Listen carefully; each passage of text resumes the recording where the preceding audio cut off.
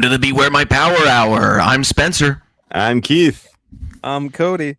That's right. This is a Lanterns podcast now. We're talking about Lanterns episode 1, season 1, episode 1. It's the only one that's out, actually.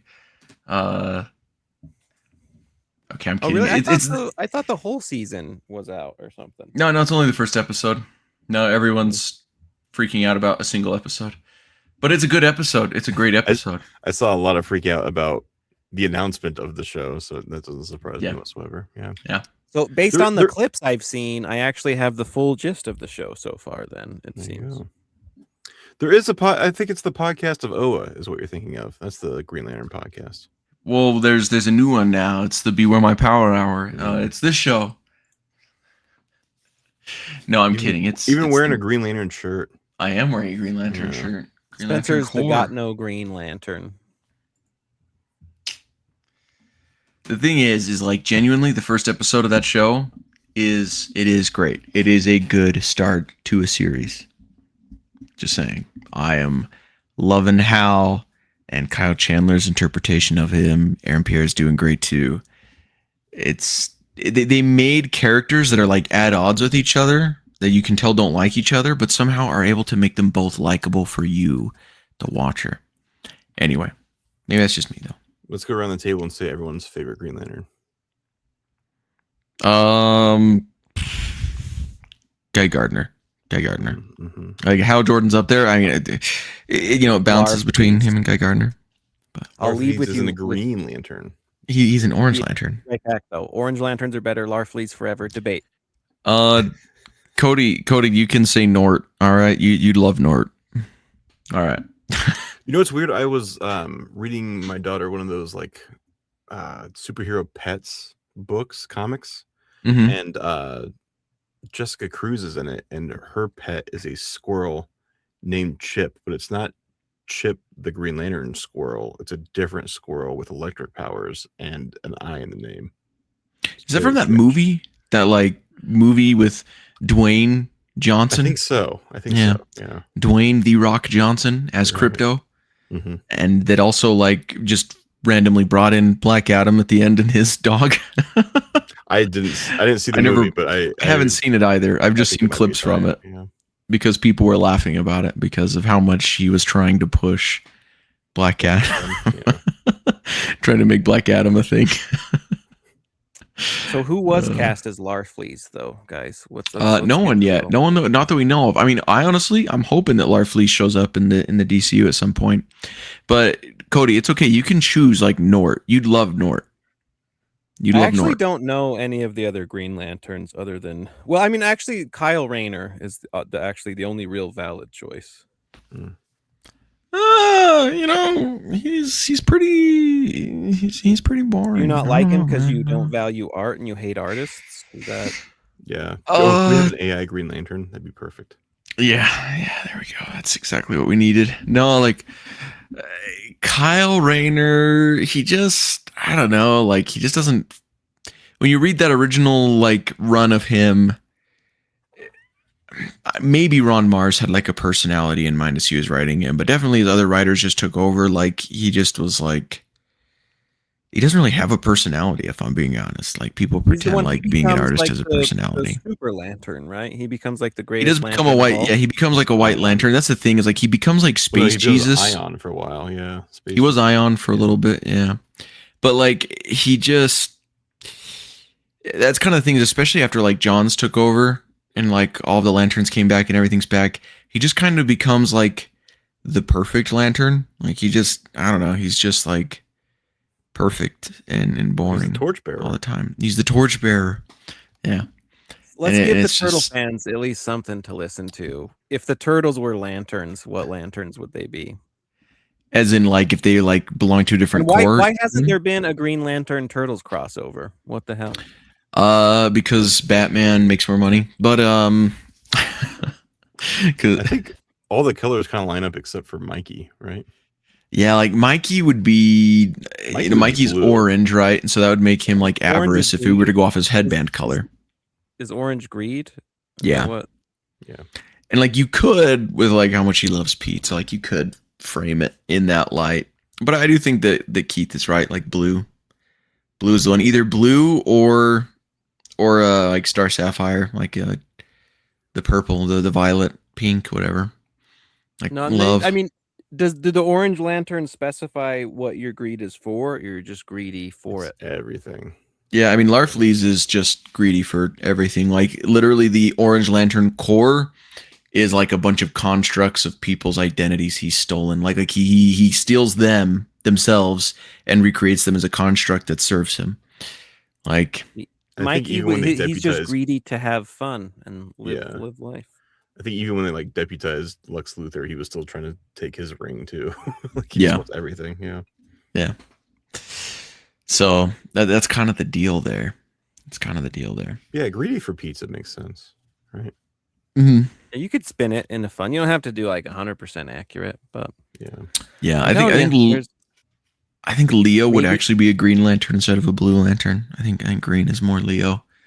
Yeah. He's more Will. I don't know. I mean, maybe Donatello would be. It depends on the version of Donatello, because you have like spiritualish Donatello in like Mirage.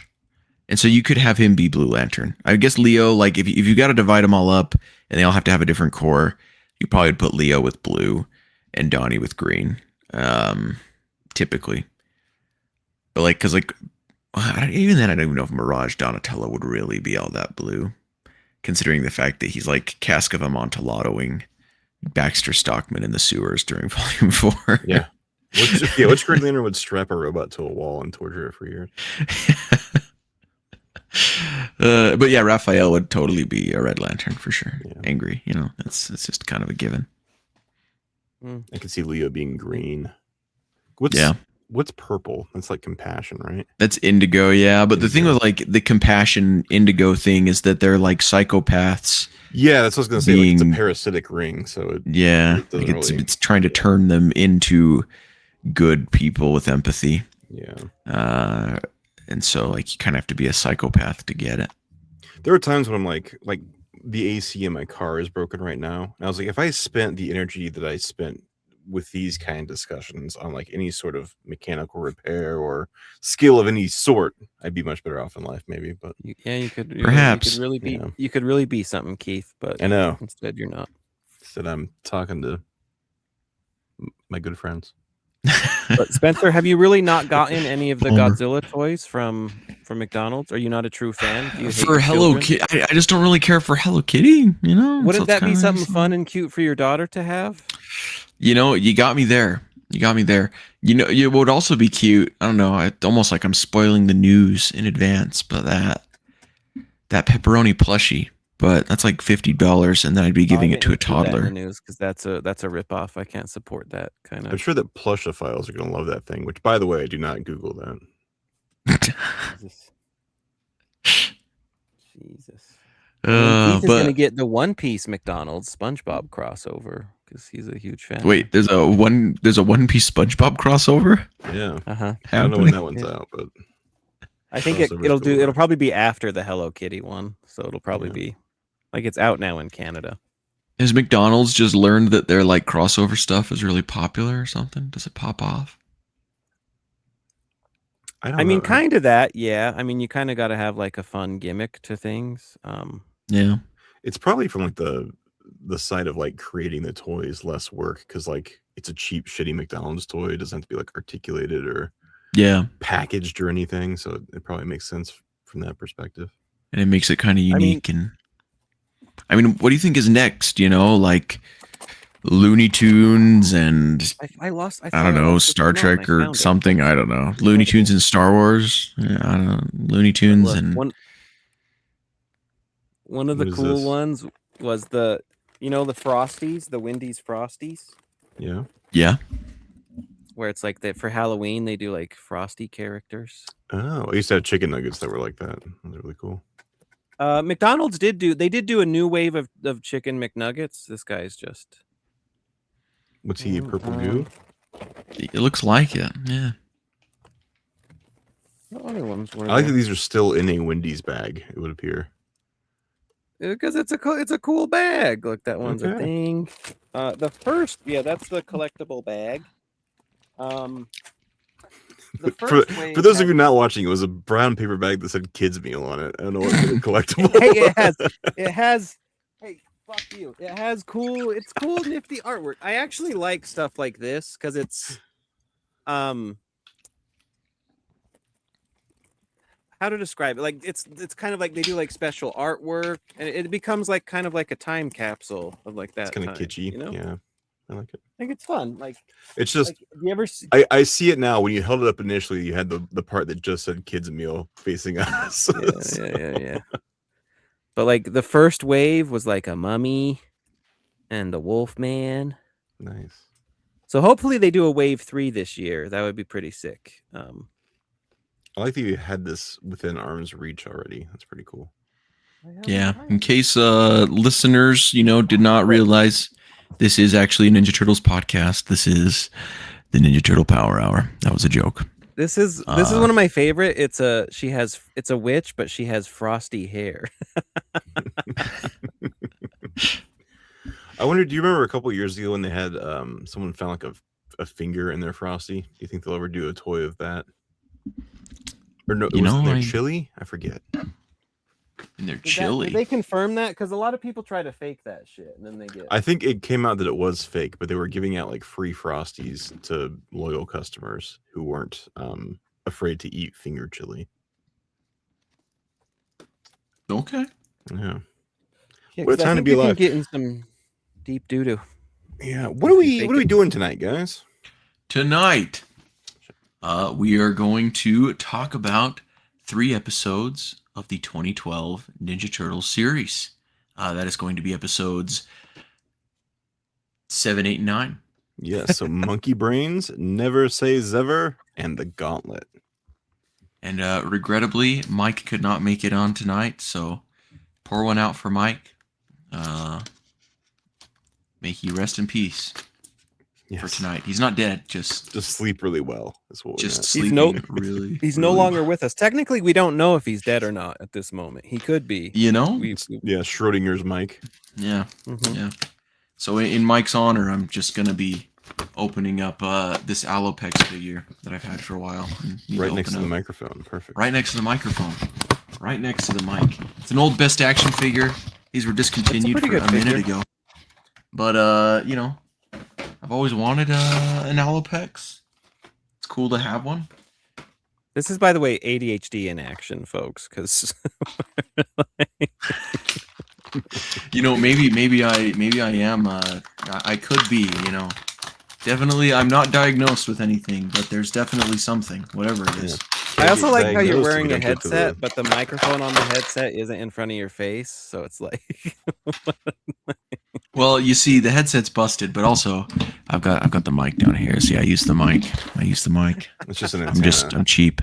Yeah, it's an antenna. It makes me look more high tech. I don't know what you're criticizing here. But yeah, we got Alopex here. I'll have to rip out Grippy hands and put them in here so she can grip her little I don't know, what do you call these, sights? What are these ninja weapons? What are these? Yeah, I'm sure there's some proper ninja name. A mini scythe. Is it like a comma or something? Yeah, comma sounds right. Not like the punctuation, not the punctuation, like the weapon. Yeah. KAMA. Yeah. Yeah, she's pretty sick, Alopex was one of those figures that was like, yeah, I definitely want this. This is like exclusive to IDW as far as well, I guess it's not entirely exclusive. There's the 2012 version, but this design, the loyal subjects, they were starting to cook. They had a lot planned too. Yeah, I really think if they had gotten like the joints a little bit better, where they didn't look like they were like broken in half when they were bending their elbow, like it would have been a lot better. But c'est la vie. Yeah, their joints are very extreme. Mm-hmm. I see. That's the thing. I'm just not as into like action figures as you guys, and so like when the joints look a certain way, I'm just like, well, it's got to bend somehow. Yeah, that's true. I just don't like. I get to a point where I'm like, they all just are standing up straight because I'm like, wow, look at that giant gap in between the knee bones, So. Yeah, but like, I don't think she's that bad, Like we can hold her up here, like I guess you have like a gap there, but bend the legs, bend the legs, bend in the legs. So yeah, like it's got the 3 segments. Yeah. I mean, like there's an opening there. She's actually not the worst one. Like some of them are like very extreme. The Jenica with the like pants that split apart. That was. I've got a Michelangelo. I've got a Michelangelo. I've got a Rat King. The Rat King. He is a tougher one to stand up because of how skinny he is. Yeah, I believe I have every figure in the line, but they did a really cool metalhead. Like they did some really awesome stuff actually. Yeah, and they were like affordably costed too. They weren't like $60, you know. That is the coolest part. Oh, I guess I do have the best action. It's not IDW though, but I do have the best action body count Casey Jones. And I think someone else later made a body count Casey Jones as well. NECA did. NECA made. Yeah. It was NECA, yeah. Which NECA's is better for sure.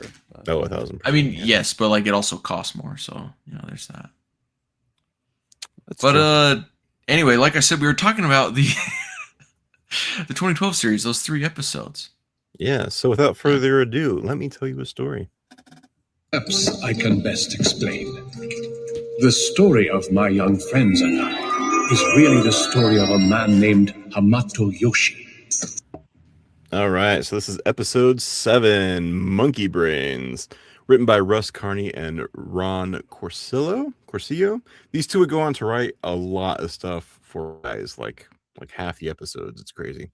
Original air date is November 3rd, 2012. So Donatello is getting beat by Mikey in training because he thinks too much, treating martial arts more like a game of chess. Mikey, on the other hand, he just flows with it, doing backflips. Splinter also beats him up because he thinks too much. Now, Donnie is also spending time devising an elaborate flowchart of ways to entrap April into spending time with him by diverting her potential rejections into new suggestions in an effort to wear her down and not take no for an answer so he can be alone with her, just like the incel 4chan neckbeard loser that he is. And I know Cody will say that this is a normal part of being a teenager, but I disagree, and methinks that perhaps Cody doth protest too much on the subject. But that also begs the question why Cody didn't just let that girl cook him that bacon. Anyway, it fucking works for some stupid reason, and April goes along with Donatello and his implications to check out a missing scientist, Dr. Tyler Rockwell. His colleague Victor Franco hasn't seen him in a while and is worried. Also, Rockwell was experimenting with mutagen and monkeys, and the monkey got free. Which, seems like something you would tell the cops when you report a missing person, but luckily, the monkey attacks Donatello as he and his implications are escorting April into a dark alley. April's not scared of the bear, or monkey in this case, as it seems to be able to communicate a bit, and she asks it what's wrong before it runs away. Donatello is able to parlay his ass beating into physical touch with April by laying his head on her lap, which of course we all know that in the Donatello system, the T stands for touch. April does some more research and finds that Dr. Rockwell is modifying the mutagen to make it give him mind-reading powers, which is why Donnie got beat by him, because he thinks too much, right? He's not like dumb old Mikey just doing backflips. The team agrees to help find Rockwell, so they spread out to surveil the city, and they need a way to keep in touch. So Donnie unveils his new T-phone. This is also the perfect opportunity for Donnie to trick April into giving him her number and brag about it to his bros, just like your boy Scott from Kappa Beta Epsilon used to do before the court-ordered therapy. They chase the monkey. They find the monkey. April knows the monkey is Rockwell because she's got the shinning. They return it to Dr. Falco. Donnie keeps researching to find that Rockwell never actually had a monkey, just monkey tissue samples, which means that Falco is lying and he caged up a mutated Rockwell. Falco extracts some brain juice from monkey Rockwell and puts it in his brain, so now he's all psychic and he knows all the turtles' moves before they do them. He's even able to discern that Donnie is a 4chan neckbeard weirdo for April, but then Donnie throws him off by doing a backflip without thinking about it. Falco is beat, but he gets away. They let the monkey free to wreak havoc in New York. Back in the sewer, Splinter thinks that April has a gift and offers to train her as a kunoichi. Donatello springs from a corner to try to catch April off guard to convince April to further isolate herself from the rest of her support system using his elaborate flowchart. Of course, he's prepared for the contingency of her training with Splinter and says that maybe they can train together, which of course means the opportunity for more physical touch, and he's stoked about that. The end. Bold storytelling. We will now get to my episode, Never Say Xever. This episode aired November 10th of 2012 and was written by Kenny Bierly. I don't know how you say that last name, but it's Byerly. Now, in this episode, Shredder, he isn't happy with our boy. I already forgot his name, but Dog Pound. He's going to become Dog Pound. The Chuck Norris stand-in. Chris Bradford. Anyway, he now puts Xever in charge of finding the turtles because Xever's more crooked, more street, more bad. I don't know. He knows he's dirty. So anyway, the turtles end up being taken by April to a restaurant. That is the owner and the cook is a blind man. And so he can't see the turtles. And so it's a great place for them to go because then he can't freak out when he sees them. But when they show up, he is being extorted. These guys are running a protection racket. They're the Purple Dragons. And they're trying to, make this guy pay up the protection money, as the extortionists do. And, of course, then the turtles jump in. They beat the crap out of them. Raphael was arguing that they need to be brutal. They need to just potentially, I don't know if he's advocating for killing them. I mean, he's definitely advocating for, getting them close to that, beating them near to death. And Leo's all like, nah, dog, we don't operate that way. This guy, he's done. So anyway, they end up leaving that guy. They end up talking to the blind man who's gracious, who is very grateful for everything the turtles have done. So he makes them pizza gyozas because he ends up learning they like pizza. So he makes them a new creation, pizza gyozas, and they love them.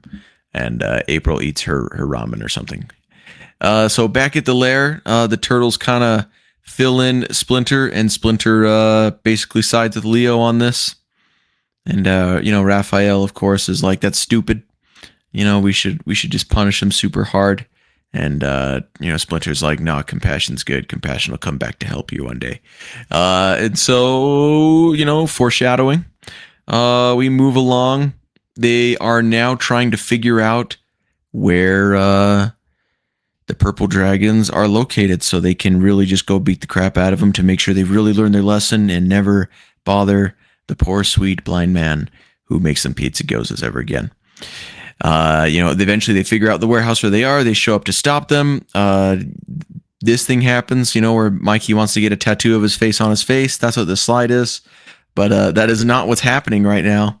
What's happening right now is that they are in the warehouse ready to beat up some Purple Dragons. And it turns out Xever's there with Chris Bradford. And they end up, fighting them. And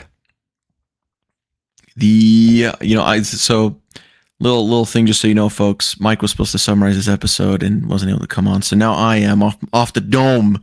All right, so I wasn't ready for this, but Xever ends up springing the trap. He busts out the foot robots, and they start battling the turtles. It's a pretty tough battle for them at this point. You fool! Are they? Yeah, they're humans. They're both humans, and they bust through brick walls like nothing. They're not doing the gak yet. These are still humans. They're humans. In one of the last episodes, Leo said it's good to finally be fighting humans when they fought them. Yes, I know he said that, but I thought they just didn't know they were robots yet because they look like robots. I mean, anyway, I could explain why, but that's spoilers. We're getting into Mike territory here. Don't mic things up. Classic Mike. All right. I will avoid the mikening.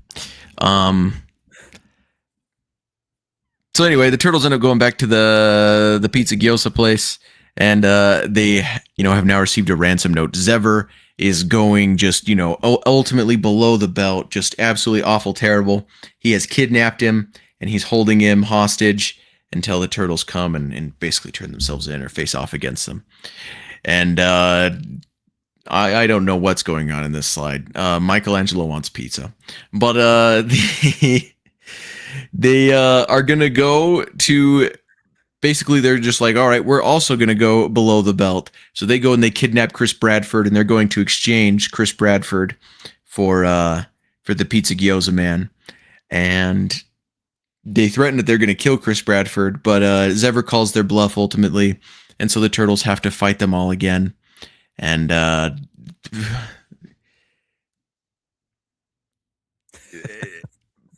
that picture happens. Anyway, the turtles end up winning the fight, and eventually, or at least they escape. But they do not win the fight. they do not win the fight. They run away. They get captured, and this guy saves them with the sword. Oh yeah, they get captured. They're gonna lose, and then that guy's just like, "Hey, you showed me compassion that one time. I'm gonna show you compassion." All right, that's the foreshadowing I was talking about earlier. I was trying to get to that. He lets them go. He sets them free, and then the turtles are able to escape and rescue their pizza gyoza friend. And we end up learning that he actually knows that they're turtles, at least that they're not human. But he's cool with it because they saved his life, so he's cool with them. He's chill. And that's basically the story. Oh, Shredder's mad. He's gonna do it himself next time. That's what that's getting at. The end. Well done. We continue on with the next episode, The Gauntlet, written by Joshua Sternin and J.R. Ventimiglia. April's out in the daytime getting stalked by a bird mutant. He almost gets her, but he slams into a window and she's able to escape. Donnie's at the lair showing his bro how he made like ninja smoke bombs with empty eggs. Super cool. Mikey loves them, uses them every chance he gets. April comes back to tell him about the bird stalking. Raph kind of laughs at her, but Donnie has a plan where they'll use April as bait to lure out the mutant. The other turtles are like, "That's weird," but he's like, "That'll be great." Splinter warns them to be careful, that they're getting too confident, and he feels they're getting out of control, but the turtles think they're pretty awesome. At Turtle's lair, Shredder is pissed because his lackeys have bungled things so much. Chris Bradford pets a dog. Shredder decides he has to take care of things himself because he can't trust these bunglers. With April as bait, the turtles catch the bird mutant. Turns out he was a pigeon mutated by the Krang, and he was in the same place as her father. So they were buddy-buddy, and her father sent him with a message where he's warning her that the Krang are planning something big and she needs to flee the city. Xever eventually touches a fish as the turtles, they decide to go after the Krang. They end up in like the Krang compound. They find April's dad, but blow their cover, and they have to like fight it out with all the Krang and eventually escape and leave April's dad behind. And Donnie vows that, they'll come back and get him. They go, then there's like a different location where there's like a big mutagen bomb thing that's going to go off, and the turtles have to stop it. So Donnie has to work out how to like defuse the bomb as Xever and Bradford come back to fight the turtles. Donnie, he's just, clipping wires. Mikey eventually tells him to like go for the green one, and Donnie decides to wing it because what could go wrong? They eventually pin Bradford and Xever down in front of the mutagen tank, and to escape, Bradford like breaks the glass, and they're washed away in like the torrent of mutagen water ooze thing. It's kind of watery. It's like, well, in some cases it's very watery, but in other cases it's like very gelatinous. So it's kind of different, I guess. Maybe the weight. But Newtonian fluid, perhaps. Maybe it's like oobleck, where you punch it and it's all hard. Yeah. Shredder arrives and he decides it's time to mop the floor with the turtles. The turtles, they fight it out with Shredder and they get a good molly whopping. Damn it, I meant to say wally mopped. Spencer, cut that, edit that, and we can go back because I wanted. Sorry, that doesn't happen anymore. You get one take. You get one take. In fact, this was your idea, so you've been hoisted by your own petard. Let's abandon this idea because I really need this joke to hurt Mike. How do you like your petard? Hoisting. The turtles get wally mopped, which we all agree is a better version of that word. They're saved though, as because Shredder's just really wally mopping them. The turtles are no match for Shredder at all. They get beat up in various creative ways. But eventually, Frico mutated Xever, who's a fish, and Frico mutated Bradford, who's now a dog. They come back kind of almost, it has echoes of RoboCop, where the guy like slowly gets mutated and dies, which is a very scary, terrifying movie to watch as a child. And you realize that's even the lesser rated version. But with this distraction, the turtles are able to slink away, and they go home, and Shredder's all mad. Splinter's like, oh God, this is serious. Shredder's no joke. Now we're at war. And the end. Brilliant. Yeah. Brilliant storytelling. Honestly, not to bury the lead, but like I was like watching the show. I was like, yeah, this is fine, whatever. When it first came out, and this episode, I was like, fuck, I'm hooked. Like it's still like such a good episode. Yeah, when this show does things very well, it does them like super well. Like it's very well done. That's like, what I've been saying. Like I like the show, but like there's so much to me that's like just whatever. I couldn't remember what happened in Never Say Xever 10 minutes ago, but like when it hits, good God, it hits so good. Yeah, and it's really kind of like anytime Shredder is like involved, like that's when the show's like really going for it. Yeah.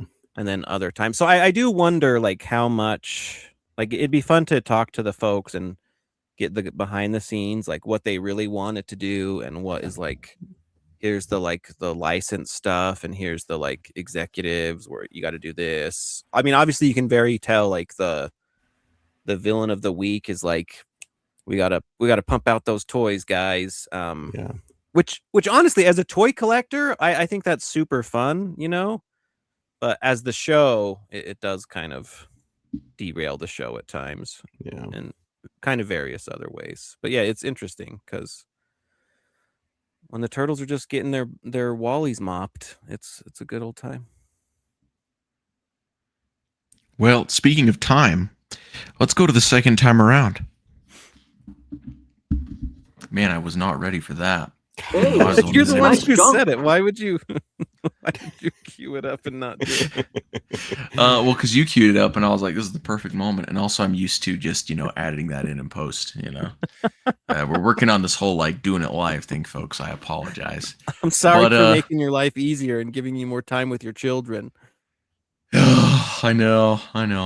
Anyway, I want to talk about the flow chart because the thing is I've actually seen. You didn't play the sound cue, by the way. I did. You just talked over the top of it. Play it again. Hey, Complete silence. Nice junk. There we go. All right, now I want to talk about the flow chart. Wait, Keith didn't sing. I was waiting for Keith to sing. Oh shit, you're right. Second time around. Doing it again for the second time around. I forgot I'm also part of the clip. The flow chart, Spencer. The flow chart. I actually have seen someone use a flow chart, and not so much to like get with someone, but the show The Rehearsal. All right, it is like Nathan Fielder's masterpiece, just a true masterwork. It like he does what Nathan Fielder does, and it's like art in that series. Okay, I'm just putting that out there. One of my favorite shows of all time. But for one of the very first stories for The Rehearsal, there's this guy that needs to tell someone that he goes to trivia night with that he actually only has a bachelor's degree because he's been lying and saying he has a master's to them for years. And she's like now like trying to get him work that a master's degree is qualified for. And so he feels like they need to confess to her. And he's just like super worried that she's going to just like hate his guts for it. And so like Nathan Fielder like elaborately builds all this stuff, but they straight up like create a flow chart of every single possible scenario that could happen. And they run through it. They rehearse it, all of it, every single scenario. And I guess I don't want to spoil it, but maybe I will because it's still worth watching. There's more to it than all of this. But ultimately he ends up just like telling her and she's just like, oh, well, you didn't have to lie about that. Like, like that's silly. Like you're fine. And it was totally not a big deal. It's totally not a big deal. And I feel like it's the biggest thing they didn't capitalize on with this flow chart is showing how unnecessary it is and how often we make a big deal out of things that like at the end of the day, you can just tell people things and you can actually just say what you mean, usually pretty straightforward. and things will usually go well for you. The flowchart gag is great though, because like it's fun throughout the show. They're like, "Oh, you couldn't possibly have covered that," and he's like, "Yep, got it." Yeah. Yeah. But anyway, the rehearsal, straight up a work of art. Go watch it if you have the time.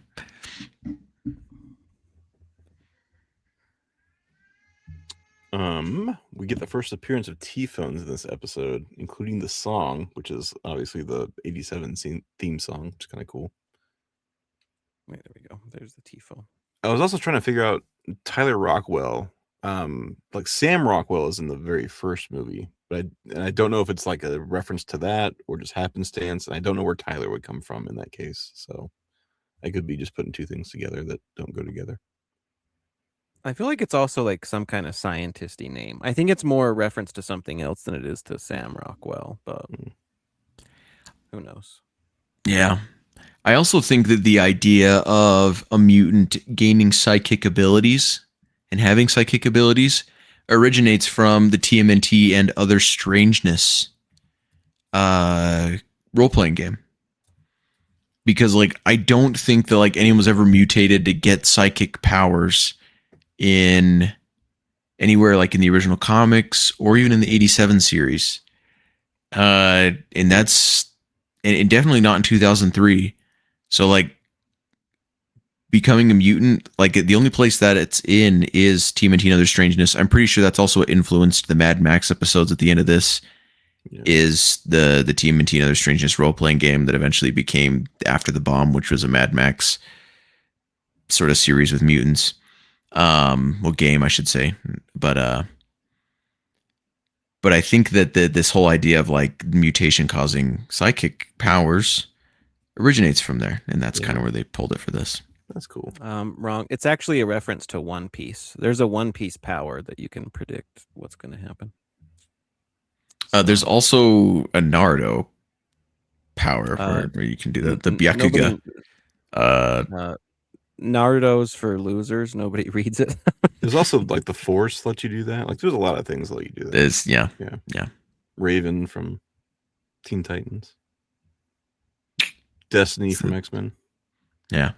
Stop in time, guys. The Beard Hunter in Doom Patrol. I think is also able to do that as well. At least in the TV series. I don't know if he could do that in the comic. Nobody knows that one, Spencer. That's the most obscure. I think that's not a real thing. You're welcome. That's what I bring to this podcast. Nobody believes you. read that Beard Hunter episode issue of Doom Patrol. It is a weird one. You can have the whole moment where he's just like pouring oil on his body at one point after his clothes get all torn up. It's okay, Spencer. Stop. This is a family show. What are we? We're already too aroused. It's so bizarre. What does this have to do with psychic mutant powers now? You have a good point. Because when he ingests a beard, when he ingests someone's beard hair, or at least I think I'm getting the movie mixed up with the comic at this point. Yeah, bringing like the movies you're talking about should not be referenced. That's for your alone time. The TV series Doom Patrol. It is a bizarre series, but it's incredible for it. All right, if you want to see a kaiju-sized cockroach and rat make out. Watch Doom Patrol. I'm glad that word ended the way. I'd like to just point out that Cody brought in a third piece of media and then chastised Spencer for doing exactly the same thing. His point was thusly proven wrong. No. One, I was harassing Spencer for being a DC fan, which we can all get on board with. Right. Two, he started going off on a weird oiled guy beard eating tangent. I'm not sure if that's relevant to anything. Right. Bring it back. Bring it back in. Martian Manhunter is also a telepath. Just is going to put that up. Spencer doesn't even know. Spencer doesn't know what to even say. All right. Anything else to second the time around for this episode? Nah, I think I'm good. Okay. Never say Xever. I'm going to read this. Mike sent this to us. Mr. Murakami is named after animator Glenn Murakami, who worked on Teen Titans with Zero and happens to coincide with the huge jump in anime-esque action and camera work starting in this episode. He's also blind. He's the world's only blind animator. Actually. That's amazing. He just does it. He does it all. He does it all in Braille. Actually. Oh, amazing! I like that. Yeah. Are you being serious? You're not being serious, No. right? Like just gonna No. what? Really? Yeah. What an inclusive world. That'd be cool. Wouldn't that be cool though? That'd be pretty cool. Yeah. Okay, all right. Just making sure. Okay, I just because like people can do incredible things without sight. All right. Look, I don't know that he's not blind, so it's possible. Right. All right. I do think it's worth mentioning that this is the first ever appearance of the Purple Dragons in this show. The Purple Dragons originate from issue 1 of volume 1 of the original comic books. Yeah. So they're the first villains that the Turtles ever fight in Ninja Turtles, and now they've made it in the 2003 series, and now this series after that. Yeah. Speaking of the 2003 series, there's like the Turtles get beat and they're all up against a wall except for Leo, and Leo goes flying at the wall. That's very much from like the 2003 series when they first fight Shredder, and then immediately after that they beat the bad guys by cutting down a water tower, which is also what happened in that episode. Yeah. There's a water tower. Yeah. Which again, well, I guess I'll save that for anchovies, but Unbelievable anchovies. No, that's not an anchovy. This is a reference to the 87 series. Is it really? I like this head because this is what I always call like the hot topic turtles, because like this is what they look like for merchandise from the mall around this time. Yeah. Why are his have you noticed that the eyes are just like a little off? Like one's a little lower than the other. Yeah, I'm just realizing it now that it's not in motion and isn't only there for a brief second. It's been a while since I've really looked at them, so I could either buy that they did that as a joke, or that's just literally how the Style Guide turtles are. Because the Style Guide turtles are a little janky, so it could be just stock art that they didn't even edit to make it funnier. Do you guys think that the title of this episode is a reference to Justin Bieber's hit single "Never Say Never," featuring Jaden Smith, or do you think it's a reference to the song by The Fray? Isn't it like a James Bond movie or something, or is that? I think it is an old. I think it's just an old saying, but it's funny to imply that it's isn't it Never Say Die is the James Bond movie, or no? You may be right on that one. You may be right, but I honestly know that's almost nothing about James Bond. It is depressing if you Google "Never Say Never." It does pull up almost exclusively Justin Bieber bullshit. Yep. No, I already. When I was just trying to Google "Never Say Xever," it was just like, do you really mean "Never Say Never" with Justin Bieber? Are you sure you don't want Justin Bieber? And it's not even like some of the results. It's literally all the results are that. That's depressing. Yeah. Not even the Fray song. Type in "Never Say Never" the Fray. Drop the nukes, folks. Drop the nukes. Yeah. I like that Mikey pose. That's a good one. Yeah, that's a fun pose for sure. That's a Turtlepedia level Easter egg. Yeah. Some have liked that pose. Michelangelo makes this pose in this episode. Top 10 pose. Anything else to second the time around for these episodes? This episode. Now I'm good to go on the next one. The Gauntlet, featuring Cody's favorite character, Pigeon Pete. Yeah, so, this is the first ever appearance of Pigeon Pete. And he will show up in IDW, I think a couple years later, I believe, from what I saw. You just activated my trap card. Because Pigeon Pete's in the 87 series too. Oh, he is, yeah. Yeah, actually, I was gonna, yeah. Is he he's not a mutant? 2,000 life points, sir. No, he's just a regular. He's a regular bird with a green mask, green bandana. Oh, did he have the green bandana on? I don't know. I do remember not through the whole episode, but at one point he does. Yeah. Yeah, because it's the episode with Dr. Goodwin, right? Is that her name? Goodwin? Goodwell, I think. Yeah, it's what's Michelangelo good for? Yeah. Again, I could have understood how a carburetor works, but instead I know this shit. But I actually could remember that when I saw this. But I wonder if they did, because I was going to ask, do you guys think that they named this Pigeon Pete after that Pete? Do you think that was an intentional reference? I almost have to think so. I also wondered if the Wolf Hotel is a reference to Fred Wolf. Like it seems like a weird. That's what I was thinking. That's what I was thinking too. Yeah. I also seem to remember like the comics at the time, the IDW comics. I swear I like watched this episode, and the next issue I read also had the first appearance of Pigeon Pete. I think When it's I- pretty With close. this I think synergy it's, with Pigeon Pete. I think When it's I really, really Goo- close, actually. When I Googled I- it was like a year or two after. Maybe I was just behind. Yeah. Because I Googled it earlier, and I wish I would have put it down in my notes, but I'm a fool, so I didn't. Yeah, I mean, to be fair, in the scheme of things, a year is pretty fast in terms of like, especially in like new media and like actually work it in. That is pretty. But like, it is so weird to me that like this is what they synergize on, right? Like, isn't that like? Look, it's a cool character. Okay. No, for sure.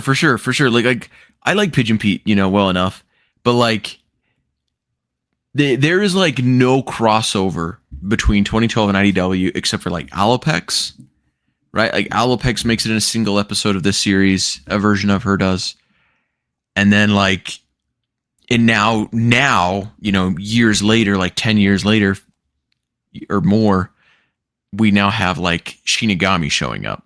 Mm-hmm. Yeah, I mean, because there's also not crossover really with Rise at all, right? Yeah, and so like it's just so bizarre to me that like Stone. right there, like at the same time, Yeah, they're like Pigeon Pete. what's crazy too is like they're the same, like a pigeon mutated who's still an idiot in both of them, whereas like Alopex is wildly different between the two. So yeah, Alopex, like Leatherhead's I don't really way count because different. Alopex is really just like a name, Yeah. Like people are like, oh, that's the version of Alopex. Like I don't even think that's. I feel like it's a bit of a stretch because outside of the name, it's like, yeah. That's what I'm saying. Like they're so similar compared to like everything else that is in both. Like Leatherhead is much different in IDW than this show. Slash is much different. Like, but Pigeon Pete is the same across universes, which is wild. Yeah, I mean, I think sometimes you nail it so well, like you have such a fun concept. It's just like, let's just do it again. Yeah, I do. like. I would argue even like the. Go ahead. Sorry, go on. Like I would argue like the Leatherhead stuff is fairly direct because that's more like a personality difference, but it's still like big hulking freako. I mean well, I mean spoilers, I guess, but like the Alopex one, I just think it's almost on the level of Scratch and Old Hob, where it's like, yeah. What did you do? Yeah.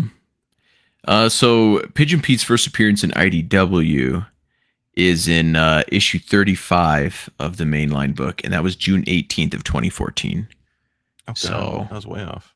Okay. 2 years. Yeah, it's like a year and a half, maybe a little bit more, almost 2 years. You know what I bet happened is I was so enamored by the last half of this episode that I totally forgot Pigeon Pete was even a thing, and he probably doesn't show up for another 2 years. And then there we go. Could be. Speaking of the end of this episode, just a ton of references to the Mirage comics. I mean, Shredder hits the pose.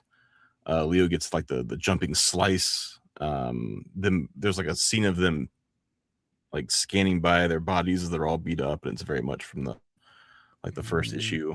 Right before they start fighting Shredder, after they fought all the foot soldiers, they jump, they hit the pose from the second page and third page, the big splash page.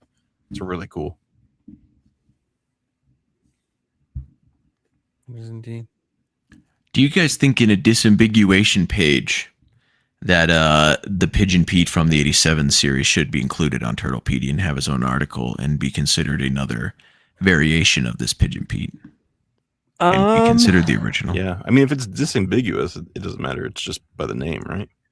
I mean, I would say, because I mean, he's a pigeon. It's Pigeon Pete. That's close enough. Like, if that doesn't count, I don't know what would, Mm-hmm. Yeah, like he's got to be the original. It's just the fact that like in that world he's just a regular pigeon.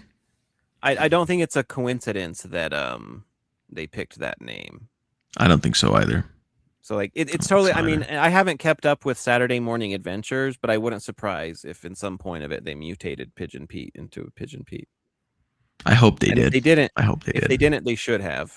They really should have. Yeah, I don't think that's they did. why your comic stopped, because you didn't do that. You had better sales. Right. You would have had Cody's money. That's all you needed. Yeah, you would have Honestly, had. That's if at you least threw Pigeon you would Pete have on the sold cover, 40 more issues. 40 Yeah. more issues, and that could have changed everything. These if you budgets are put tight. Pigeon Pete on the cover of an issue, I'm sure Cody will buy it. I'm sure he will buy it. Like if you're like Pigeon It's Pete's pretty back, true. that's a Cody sell. Like Cody's buying it. I bought like the Mutant Mayhem Tales of the TMNT. I bought the Pigeon Pete figure. You know, so Pigeon Pete super fan. I'm a simple man. You give me Pigeon Pete, and that's it. I'm done. Any other seconds that need timed around for these episodes, gentlemen? I think we're good. I think we can talk about our anchovies. No anchovies. You put anchovies on this thing and you're in big trouble, okay? I'm gonna let you know. Okay. All right. Here we go.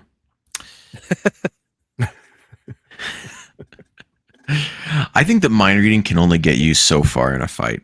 Like even if you can see things that are happening before they happen, like there's a certain of athleticism that I think you would still need to be able to like stop anything.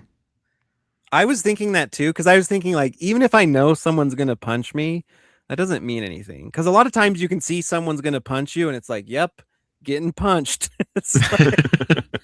It's like how much more would the 5 seconds give me, you know? I guess it's debatable, like the lead time, because if you know, like they don't. I mean, they show sometimes, but it's like how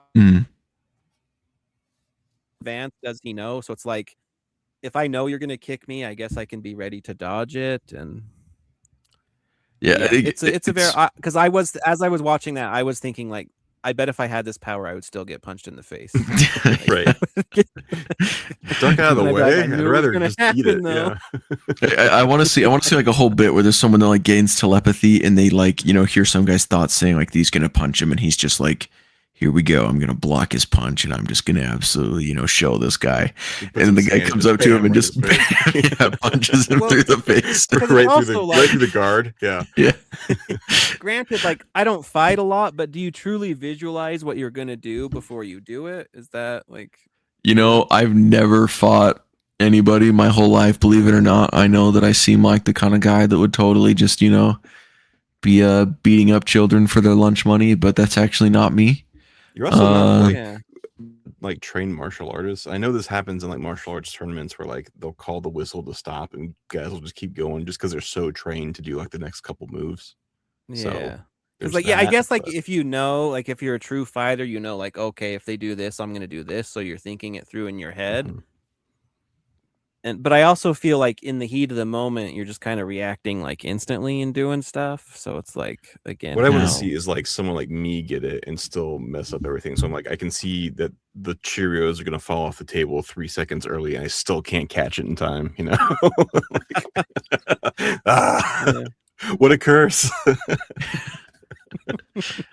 or you know, the whole thing where like you have to take a second, like you get to see it like 3 seconds in advance, but like the 3 seconds you spend processing it, you know, like you're really tired and you're just like, you're too shoot. slow to actually do anything about it. Like think It's only through. it's Yeah, only you fast change enough for you to be like, God, she's gonna piss. Yep, there it is. I've what's done that. Have happening? you ever Oh, got, she's gonna. Oh, Yeah. now it's there was actually one happening. time someone rear-ended me, you know, like, so I was driving down the road and you could see someone behind you, and like for some, like I think I heard his car like revving up or whatever, and I looked in the rear view mirror and it was like, I think that guy's gonna hit me. And like I could have like swerved or whatever, you know, but Yeah. you're just like, you're so stunned and you're like, Mhm. yeah, he's totally gonna hit me, and it's like, he hit me. You had the power. You yeah. couldn't do nothing. Yeah. Well, because like So- you would think like he's gonna run into me, I should swerve to the side of the road, but no, like he rammed the shit out of me and then drove. It's also away. like at a certain point, you just look like a weirdo swerving all over the road. Everybody's like, what's that guy doing? You're like, I yeah, got the because if they shinny." don't do it, you know. Yeah. But yeah, like he was in a truck. He had like the front tow hooks, like one busted off in like my bumper and everything. It was nuts. Jeez. Yeah. Yeah. So that's the thing is like this doctor, like I don't know if he's trained in any kind of martial art or anything, and so it's kind of like I think he'd still just get beat up, especially if like all of them charge him at once.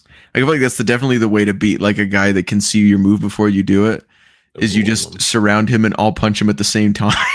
Yeah, you know? shell quake. Yeah, Well, you have there to we like go. punch him in Shell different shock. ways, though. If you do like a punch, everyone up top he can duck. So you all have Yeah, to he like can you have duck, to yeah. do it so he ducks into the punches or whatever. But like I just feel like if there's enough of you, there's nothing you can do. You know, you're gonna get hit. I really like that the like Donnie does a backflip, and it's like, oh, that's cute. It's what he did before. But then he like launches himself off the wall and like flies and punches several times while he's going. It's like it's the stupidest looking thing in the world. Yeah, this year. But he got him. Yeah, he just turned his brain off and just did it. The monkey eye bulge thing was a weird touch. And there's something about it that reminds me of like Beast Wars for some reason. I don't quite know why, but what the hell's going on here? Yeah, because Did you get sometimes a like when picture he's of like the monkey eye bulge? no, I don't think I did. But when he's in like angry mode, like his eyes bulge and then he calms down and he debulges. Yeah. Beast Wars. I don't know what it is. There's something about it. I mean, I guess some of the models are probably very more eye bulgy. Beast Wars is the best Transformers show, by the way. You know what's crazy is I got like the comic, the first volume from my library, and put a hold for the second one. Someone had it checked out. I'm pretty sure they never turned it back in and just stole it. Like I still have a hold going for it for like months now. Unbelievable. I also put a hold. I requested them to buy Colin Stein's Art of the Teenage Mutant Ninja Turtles book. And it's been like several months, and they're like, "It's back ordered." Like, the fuck it is. I can buy it right now. But anyhow, yeah, I think it is on like a second printing or whatever. Good for Colin. Said it before, say it again. I'll say it every time. Donnie's super creepo. Master plan to hang with April is just to devise ways to not accept a no answer from her. See, you're not wrong, but you're also making it creepier than it is. Like it's just him just being like a nerd. That's funny. Like you say that, but it's a funny gag. It's a funny gag. My first job out of college, I worked at an inpatient treatment facility for adolescent sex offenders. Have I told you this? No. Probably. Okay. Okay. I think this is the first time I've heard this. These are teenagers who have like stalked, molested, and assaulted people, right? And like this is the cycle. It's like get them away from everyone else, get them dependent on you, get them alone. Like I see very much the cycle in his behavior too. I mean, you're not wrong, but it's also that's not what they're going for. I know, but I'm not wrong. I'm always at least half right. You're not wrong, but like in terms of like Donnie being like a nerd who plans things, like it makes sense in like the context of the joke. Like I get it, but I will say are you really going to be an apologist for this, Cody? Are you really going to be an apologist for this behavior? I want to specify too that like this would not be a conversation unless you had gone so hard on apologizing for it. No, I have the whole Donatello system mapped out. I can tell you what it is. No, I get it, but what I'm saying, y'all are also going blue sky. The Donnie system. You're going blue sky Dennis system, the Donnie system. It is a kid's cartoon, and they do portray him as a creep, so they don't portray this at all as a good thing. You know, like that is very much the joke, and I enjoy the joke. I don't know. Perhaps they're portraying it as too sympathetic, normalizing such behavior. They really don't though, because everyone gives him shit for it, like instantly and all the time. And that's where he gets the in from neglect advice from family and friends. Yeah. But I don't know. I do think like people make it more than what it is. It's like a stupid joke, and this is why woke takes over and a lot of media sucks, because then you can't eventually do anything that's interesting at all. You're gonna die on the hill that this is interesting? Yeah. Okay. I think this is a funny gag. The way, like, again, like if you're like, I have a history of like dealing with kids who rape other kids, Sure. Like, well, I don't know what I'm supposed to say to that. You know, like I'm not discounting that, but we're also watching a fucking Ninja Turtles cartoon. So if people are really like, oh, the Turtles creators are advocating to stalk and rape kids, like I don't know. I don't think that's the intention at all. That's where it's getting to. That being said, like Blue Sky Rad Lib for me, where it's just like it's just that being said, though, is it normalizing that behavior though? Is it making kids think that this is a normal way to behave? That it's okay? No, because they cast him as a creep all the time. The whole point is like it's not normal, and he's a creep. He's the hero of the story. He's one of the heroes. That's also look, and again, like the Blue Sky Rad Lib about it is people like you can't ever depict anything bad because it's like if you show anything bad happening, that means you support it and you're advocating for it, and it's like that's just not how storytelling works.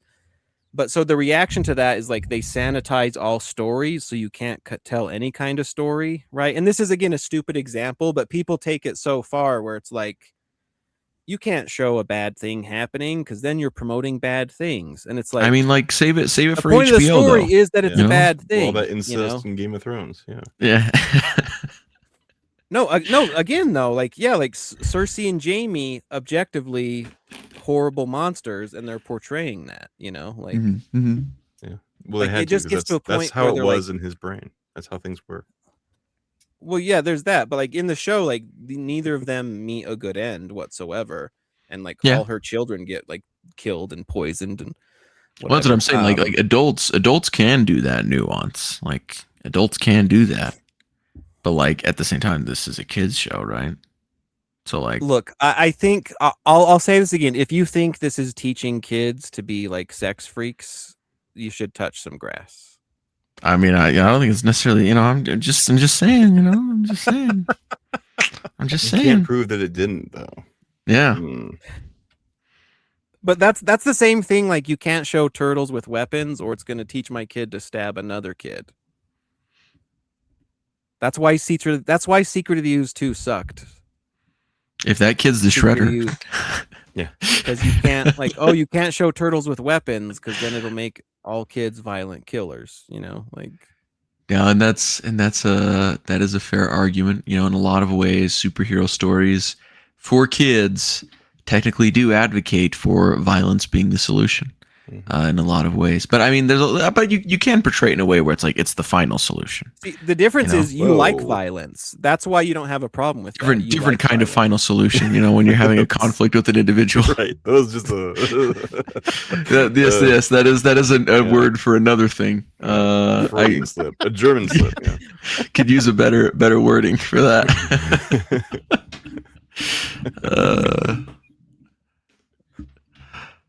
Man, what a conversation this has been. So while we're on this, the Donatello system is obviously demonstrate value. We saw that when he saved her from the helicopter. Orate affection. We saw this when he was like, "Ooh, I left the microphone on a metalhead." Neglect advice from family and friends. We saw that already. Aggressively pursue consent. We're seeing it right now with the flow chart here. The T, as I mentioned, is touch. E, eliminate competition. We'll get there with Casey Jones. L, lure her into danger. We've seen that several times. L, again, lose all respect for yourself. And then O, obsess over her. So there you go. That's the Donatello system. Keith is I need Keith in front of a whiteboard detailing this like Charlie from Always Sunny. Yeah, right. That's the only way you'll convert me, Keith, when you release that YouTube video breaking it all down. Right. Yeah. Oh God. That's all I've got for this episode. Yeah, me too. Yeah. On to whatever the other one is called. Never say Xever. I like this episode, but man, Xever's voice gets on my nerves. It's so like cheesy. Why do you hate Antonio Banderas? Yeah, but it's just terrible. It's like, I'll show you how to fillet them. It's like, you're trying too hard, man. Come on. Yeah, I don't like super love it, but I don't hate it. I like it. I'm bringing this anchovy on behalf of I think it's Mike more than Mike and Cody, because when you're watching the 2003 series, Mike would talk about like the cut to black punches, and this series has plenty of them. Like in this episode, it's loaded with like cut to black punches where like they go to punch someone and it like goes like like, and it doesn't actually show the punch connect. That was never my actual complaint. Yeah, I guess that was Mike's. It was that what was it? They were trying to be anime, but they're not anime, so they're not being anime, so they're failing at being anime, or something like. Well, because some convoluted he's off base there. with that because it's purely like a budget thing. Like animation is costly, and so it's like it's a budget and a censorship thing too. Like that. Yeah. Again, they don't want to show actual violence. Yeah. Which I don't know how much of that is in play here, because you do see them like punching and stuff, like when they're fighting Shredder. It happens a lot, like especially like the fight in the restaurant. It's a lot of like. No, yeah, I'm just saying it's black more for every actual hit. I would assume it's more a budget thing necessarily than it is like they don't want to show violence or whatever.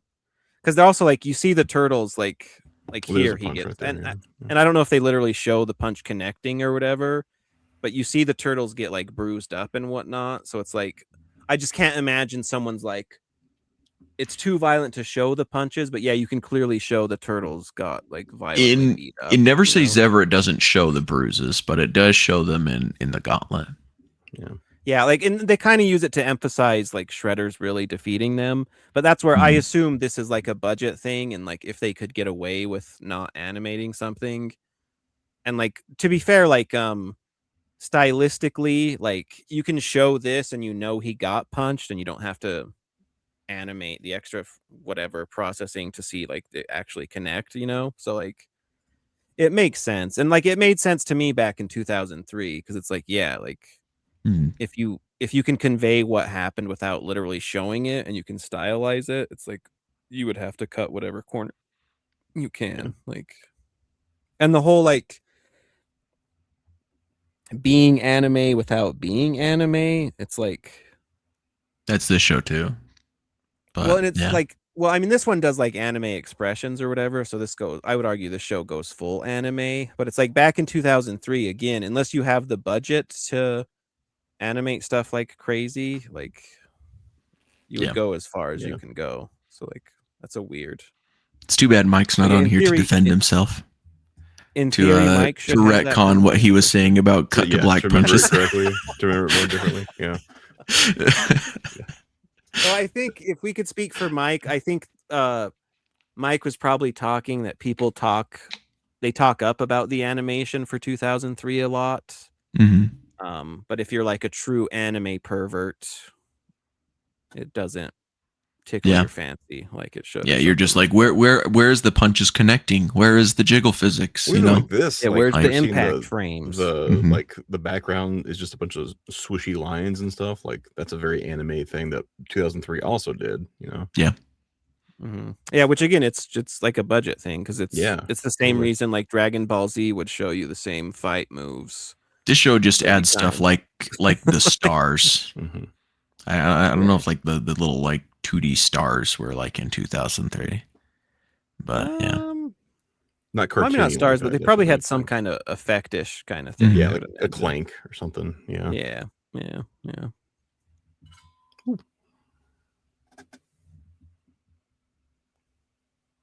I was surprised how much I liked this episode. I didn't have many anchovies for it. I was like, ever since you complain about it, doesn't bother me, but I watch it and I'm like, oh, I bet this bothers Keith. Look at all that chain. Look at all the chain on the chucks.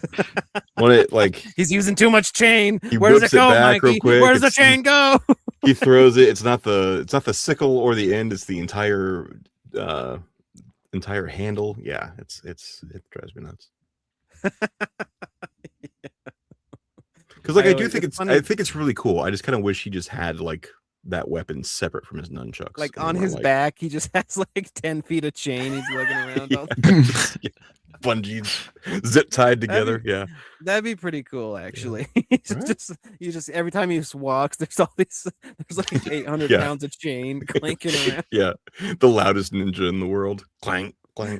That would actually be cool. Like he'd have a cool like ominous like chain noise. Like you know how you're playing like a horror game and you like hear the chains Mhm. When Jacob Marley comes walking into your bedroom, you know, kind of Yeah, thing. yeah. That'd be cool. Yeah. That was for the literature nerds, you know, a Christmas Carol there for you. Actually, it's Muppet Nerds, so Actually, it's Jim Carrey. It's a Jim Carrey movie. There's the Is it? overlap of all this is the Venn diagram is basically a round circle. Yeah, there are so many Slight versions of a overlap, Christmas yeah. Carol. no, I Disney I fans. say literature nerds because isn't in the Christmas Carol they don't have a lot of those characters and they were added later by different stories and adaptations.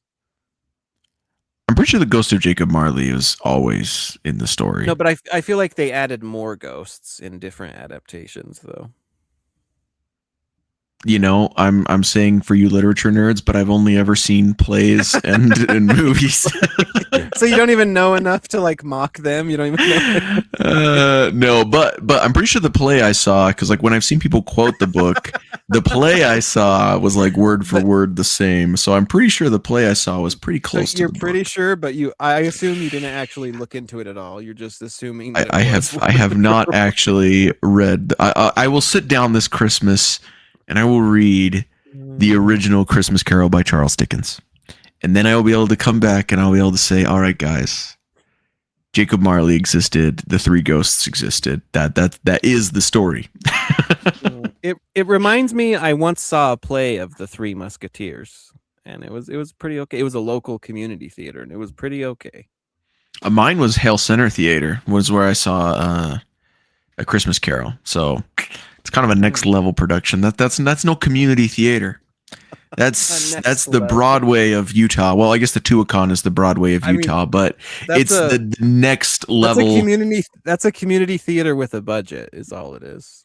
But it's a nice community theater. I mean, they do a good job. They do a good job. Did Have they you tear been it there? down? No, the Hale Center Theater is still here. I thought they tore it down. No, they still do shows. It's kind of a big deal, man. Okay, real It's theater the nerd biggest here. deal in the northern half of Utah. Do you need to as leave the far as- podcast early to see the play, nerdo? Go you in- get tickets to a Hale Center Theater show. You too, Keith. For you- Come all the way here to Utah to see. Hey, if you were a true friend, if you were a true theater lover, you'd buy me tickets and take me to a nice Broadway night. You think I have money like that, Cody? You think I can just I don't know. on a I whim? assume the way you're talking it up, I assume you have season tickets. You have like box seats. Hey, from time to time, it's fun to go see a musical How many- or a play. I don't know what to tell you. How many? It's a great date night. Have you been to the Desert Star Theater? I have. I love the Desert Star Theater. I'm sorry, Keith. This is Utah lore. You're fine. totally lost in this. The Desert Star Okay. Theater is so much fun. Like it's a melodrama theater where they like spoof movies and make a lot of jokes about Utah and stuff. I'm so there's delighted you have been there. Oh yeah. No, we actually did have season Look at- passes to that Look how one for a happy little you are. while. Spencer has never felt this kind of joy and expressed it on a podcast. I think the two of you should have a date night. Go in there. That's what I'm saying. No, you don't Yeah. want to go with Spencer. I've seen a movie with Spencer, and I might as well have seen it alone because he won't say a word to you during the whole goddamn movie. You can't offer him popcorn. He won't acknowledge you're there. It is can't be proper like, "Oh, etiquette to not can't be talk like- during a movie. If you see a kids Turtles movie with Spencer and you're like, oh, that's a funny scene, he's just like, shut up. Yeah, Horse yeah. blinders. You're not even there. I Well- might as well have gone alone. So I I saw love us- how I saw- to this day how offended you are that he wouldn't accept popcorn from you. Like every I'm time not you tell the offended, story, it's just- always the crazy. popcorn. Have you ever been to the theater, Keith? Would you ever go to the theater and someone leans over and they're like, "You want some popcorn?" and you're just going to deny their existence completely, or you're like, "Yeah, I'd like some popcorn." No, I didn't see a movie with Spencer. I saw a movie in the same theater as Spencer. I was locked in. I I would don't know to argue tell you. that's still all right? with. You turn a movie on. Well, dude, that's why movies are a horrible first date. I don't want to tell Well, you. you apparently. I should have They- gone. they I should have reach gone over out to to hold your Leatherby's hand with and you're you. just- you're Should not have budging gone at out to all. Leatherby's with you instead. Hit the Leatherby's. Another Utah location. This is a very Utah heavy Leatherby's- episode. Sorry, folks. Leatherby's smells like a community pool. I don't like it. It creeps me out. I like Leatherby's, but you know what I'm talking about. You know the There is a bit of a funky smell, and I'm guessing you're the- talking specifically about the same location that I probably am. Yeah, Is like it the you one know that that's smells like a community it's pool? basically the smell. You know Yeah. how they clean the table with that wet rag, Uh-huh. and you're like, how clean is that rag? And they've wiped every surface area in the whole restaurant with that rag, and you're like I was at Cafe Rio the other day, and I got a Yeah. tray, like the tray to put your food on, and they had wiped the bottom of the tray with that rag, and I made the mistake of touching it, and so I Yeah. touched that slimy tray. It's ruined my whole week. It's still ruining my night today. The feel is still creeping me out. Stop wiping just rags saying, on everything. Leatherby's has like an horchata ice cream, and it like even comes with like a churro sticking out of it. Oh, good. Okay, let's get So into it. You know good. what? You want to know the funny thing about Leatherby's? What's You know funny how about they it? have like a themed menu where every ice cream has like a cutesy name? Yeah, it's like named after the person in the family that's supposed to have made it or something like that because it's a massive family. But it's oddly sexual because you have stuff like Daddy Doug's Banana Split. That's amazing. Yeah, And yeah. it's There's like, Daddy. Oh, I'm There's an trying to ice remember cream what their place names around me are. that does like seasonal flavors, and around Easter they'll have he is a raisin, which is like it's a really good ice cream and a really great pun. yeah, yeah. Like Leatherby's had a lot of like every time I see Daddy Doug's Banana Split, it's just like Wow. this is a joke, right? Like this is this is a double entendre, correct? But it's like the most. I think it's just a manifestation of just repression, Right. of just repression. No, Leatherby's is fun. I took an out of towner friend to Leatherby's once, and she loved it. Yeah, Keith, if you ever end up coming here to Utah, we'll take you to the sexual ice cream place. It's the kind of ice cream only That's just Mormons one. can make. That's the most extreme example, but there's a lot that are like borderline, and it's fun to read them every time. I would love just It's a picture of all of them. Heather's one, Golden like, Nugget. There's Susie's Black and Tan. Oh, it's Caroline's Caramel Cinnamon Twist. That's what I'm thinking of, not the I've Ochoa had one. one of those. Yeah. Yeah. Lydia's Banana Foster. Jason's Large Sundae. Tracy's Peanut Butter Cup. Isaiah's Almond Joy. There's something like putting a name in front of it instantly twists it into something. Yeah. Celeste's Cookie Concoction. Heather's Golden Nugget. I swear that one used to be Gretchen's Golden Nugget. And it like alliterated. Ran afoul of the family. She was every single one of them sounds like something you have to pay extra for. That's crazy.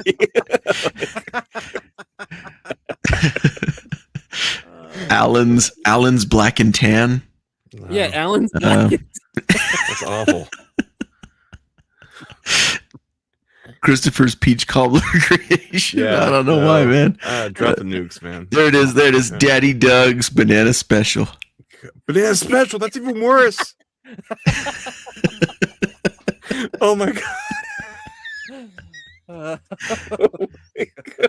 That's the worst thing I've heard. Yeah, for one, you should never use the word daddy in any context in the outside world. Right. And then when you combine Daddy Doug, you get the alliteration going, and then you throw banana after the most phallic Daddy of the Doug. fruit. Yeah. Yeah. Jesus. It was pretty bad when it was Banana Split, but you could still imagine like what that would be. Banana Special is overtly a prostitution act. That's crazy. There's no way they didn't realize that that's funny. Like I won't accept it. Kenny's Milkshake. At least it's not like Jenny's Milkshake. At least they did Kenny's Milkshake. But yeah, that is really the one. Is Daddy Doug's Banana Special. That's awfully funny. Yeah. That one is the worst one. What is going on in that picture? He's throwing knives. He's throwing apparently he has a bunch of what's the knife name? Kunai. Ninja knife? Kunai, yeah. Kunai knives. Yeah. Anyways, we're on anchovies, so I think. Yeah. We better get to the Gauntlet. I believe that's our next. Unless anyone had anything else for this. No. The Gauntlet. I have no anchovies, no notes. Love this episode. Mine. I think of mine. Mikey is just so dumb in this series. Like the way he's straight up just being like, push this button, and like straight up is just like setting off alarms and things like that because he's just being like obnoxiously stupid and just like pushing random stuff. And like this is the first time where I'm like, okay, Raphael is totally legitimate in how aggressive he is being towards Michelangelo in this situation. They're like surprisingly just like very rude to him about like no one wants to be with him and saying that directly to his face and in front of him and stuff. Yeah. That's a good bit though. That's a good bit where he's like, and then he's like, fine, I'll leave. And he walks into the closet. He smoke bombs his way into the closet. He opens it and there's still smoke dissipating out of it.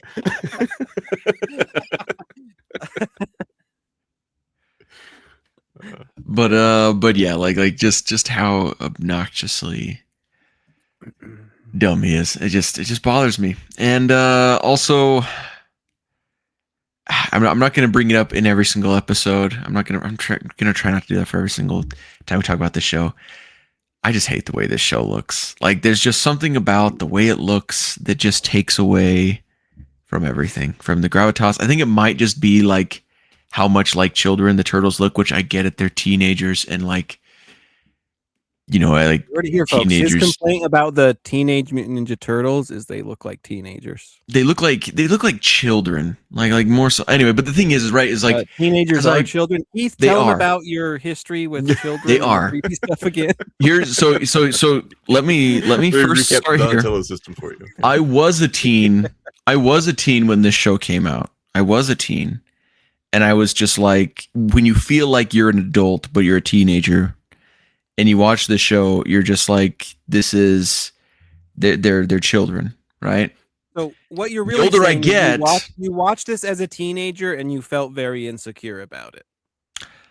Not really insecure. It was just like this isn't it. Like you realized you had a pivotal moment in your life where you realized you were basically a soon to be adult watching kids cartoons, and it made you feel some type of way. No, because I'd watched other kids' cartoons and everything else during that time. Like I was watching. I mean, like the regular show. I don't know if that one really counts, but I was still watching like Star Wars: The Clone Wars, and I still watch that stuff now. But like, you watch it and like their personalities, the way they're acting, like it's to the outside world that the TMNT is like a cooler thing than just a silly kids property, and a show like this reminds you that it's not. That a show like this reminds me that it is just a kid's property. Is what you're saying? Correct. I guess so. Yeah. I guess. Yeah. And that you that kind of gives you like a midlife crisis going on because you've devoted your life to Turtle Man, Teen Turtle Man at that. I don't know, because the thing is like it, like I'm cool with it in IDW when I read like IDW or when I watch like the 2003 series. Like it's just the ultimate 2003 portrays them well above teens. I mean, they have their dumb teen moments, but in most cases, the way they're handled is really far above teens. To IDW, I would say they skirt the line around. Like the youngest they really dip into is maybe like 17-ish, and most of the time they're like they have more like 19, 20-year-old vibes. Yeah. Anyway, the thing is like now that I am approaching 30, right? Like you see teenagers and you are just like, yes, these are children, right? Like I can see how the probably 30-year-old who was doing this would be like, this is how you do teens. But like I don't think that teens really see themselves this way, and I don't think that like just but like how they see kids like how see they teens see this themselves way. How they see themselves and how they are two different things though. Yes. But I am saying that if you make a show for teens, try to aim for how teens see themselves or even how kids see them. Anyway. I don't think this is for teens though. That's I think fair. This is like no, definitely. I agree with that. I it's for like 8-year-olds, yeah. Like I would say like top is like 13. you know, but Yeah. you're wanting something like 17. Yeah, I guess so. Yeah, something like that. Anyway, so that's kind of the thing, right? Is like it's just kind of. I just feel like it takes away from like the gravity and makes it hard. Where even these like kind of cool moments, they just don't get to be as cool as they could be. That's all, and it just kind of it just 24/7 kind of takes away from it. I get what you're saying. I do think your edgelord is coming out a little too much, but yeah, it is what it is, right? I got my I'm the podcast's resident edgelord. Yep, and edging. Yeah, just edging all the time, edging everywhere. It's like I do think again, like especially like showing bruises and stuff, which again, like Mm-hmm. I may just argue a lot of the time, like if you want like an actual like edgy thing, nothing in Ninja Turtles kind of even remotely comes close to actual like real serious stuff, you know? Mm-hmm. Like it kind of dips its toe into it or whatever, but it's like you're barking up the wrong tree. But because oddly, the show sometimes does go weird, or it does some like weird body horror stuff, which is kind of fun and maybe like too much for little kids or whatever. Because like what was it Mike was saying, like the reason they did CGI is to like appeal to the kiddies. Mm-hmm. Which I guess, but at that point I think they went way too hard for like a kiddie audience, you know. Yeah, no, I don't entirely disagree with that either. Like the show like, does sit in like a weird, whatever they were aiming area for, I'm not sure they hit, is what I'm trying to say, which is interesting. Yeah. Which I don't know what they would be aiming for, but I guess, you know, yeah, like I said, like 13-ish tops maybe. Mm-hmm. Anyway, but you know, that's my edgelord complaint. You know, I guess like this works for me because like I don't even think that Turtles has to be like super serious all the time, even, right? Like I love like Batman versus Ninja Turtles, like that movie, and that's got plenty of jokes and stuff in it. It's just like the writing and the style of this show. I wish I could really nail it down. Like I'm really trying to, so that like I can like deliver some like direct like criticism for what it is for me that like just makes it so it doesn't quite clock in with me, but it just feels a little more juvenile, and that's fine, right? Like I'm not saying like that means this is a bad show and no one should like it. It just means that it doesn't necessarily appeal to me. That's all. No accounting for taste. Yeah. I've asked you this before, but you've never watched Scrubs, right? No. I'd be very interested what you would think of Scrubs. I can take like humor and like seriousness, right? Like I like James Gunn movies and things like that. Like it's just, I don't know. There's just something about the way this show is that it just doesn't work for me. And I wish I could nail it down.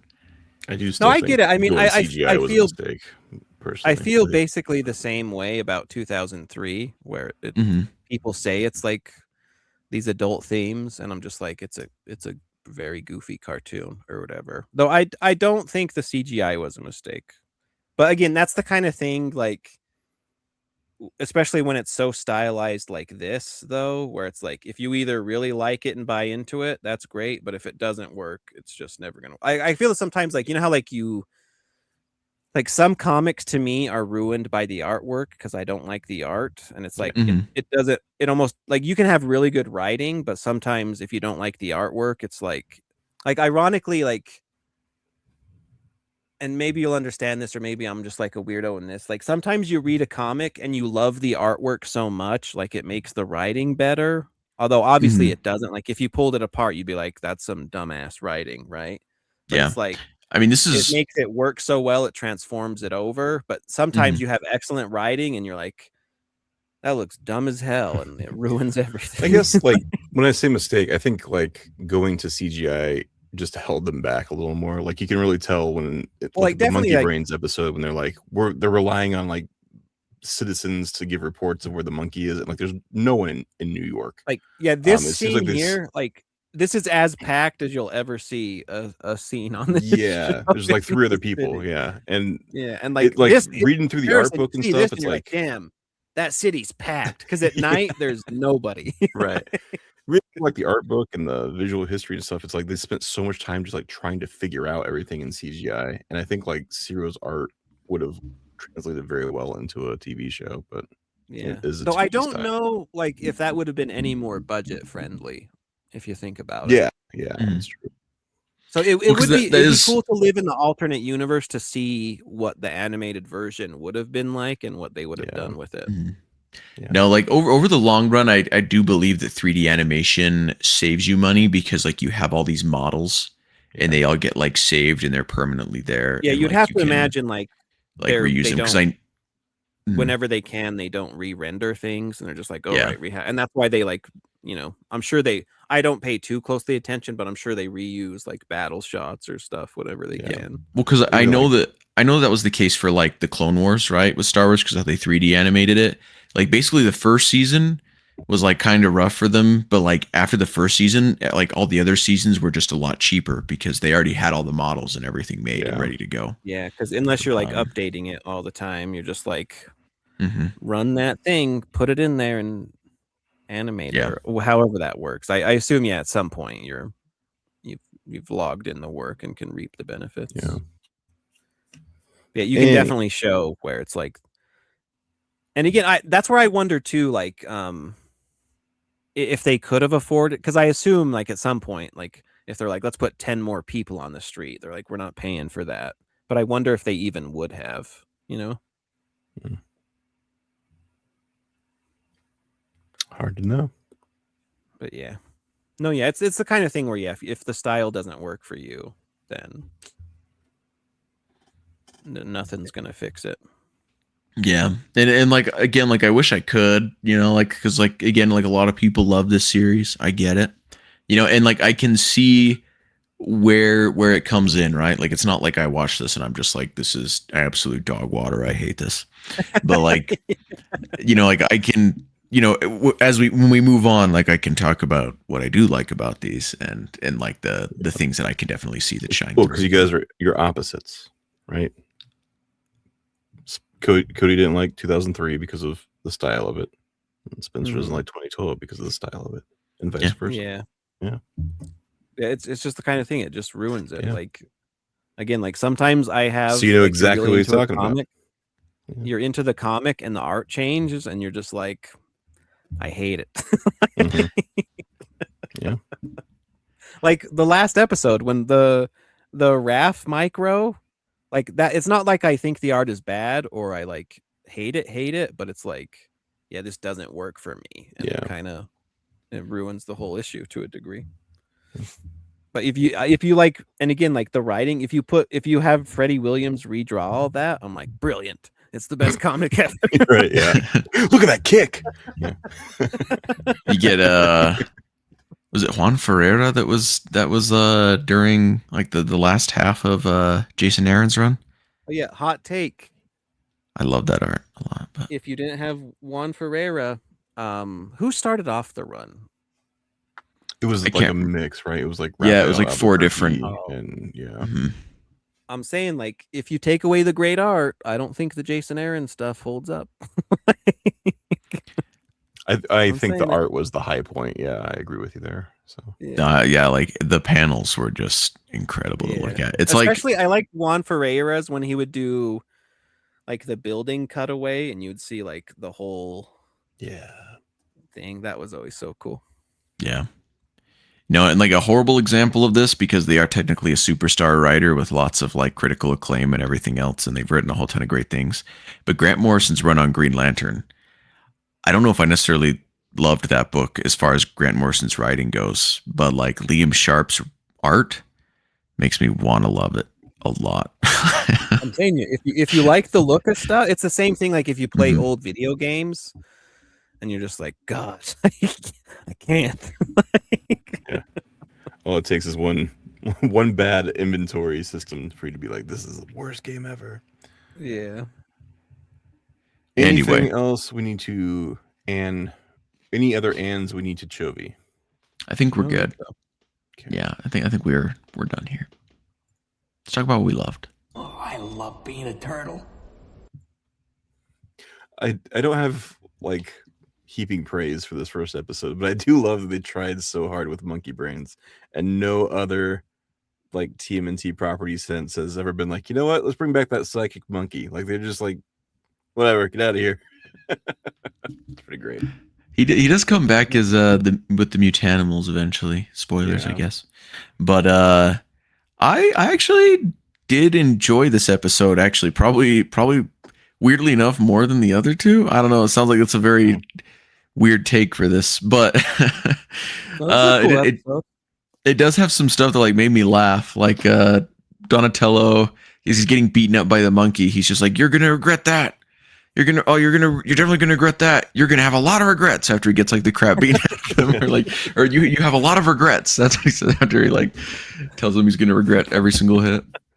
You have a lot of regrets. Yeah. But in general, like I do like the horror vibes of this, and like the whole like unwinding the mystery of Falco, Dr. Falco being the guy that's experimenting on the doctor, and that the doctor is the monkey. All in all, just the horror vibes and the twist. It's a good twist, and I like it. Maybe it is a little tropey. Possibly you could probably predict it, maybe, but I liked it. Oh yeah, I don't have psychic powers, but I saw that backflip coming from a mile away. And it's nice too because like these are not monsters of the week either. Like both of these characters come back later, so it gives some continuity to it. Unlike the Spider Bites episode we watched, where it was just like completely one off. This one at least builds into the narrative a little bit better. Mm-hmm. Yeah. I love when they do any of the moon shots where it's like characters in the moon. I always love that crap. Yeah, that's a good one. They do it a few times in these ones where it's just like behind the moon. Like sometimes, like as much as they can like make New York barren and empty, like sometimes they really hit like a cool vibe with it. Yeah. I like up in the shadows looks really good up in the skyline and stuff. Yeah. Throw Me in Jail. I thought this part was hilarious. I thought that was funny. Straight to jail. Right to horny jail.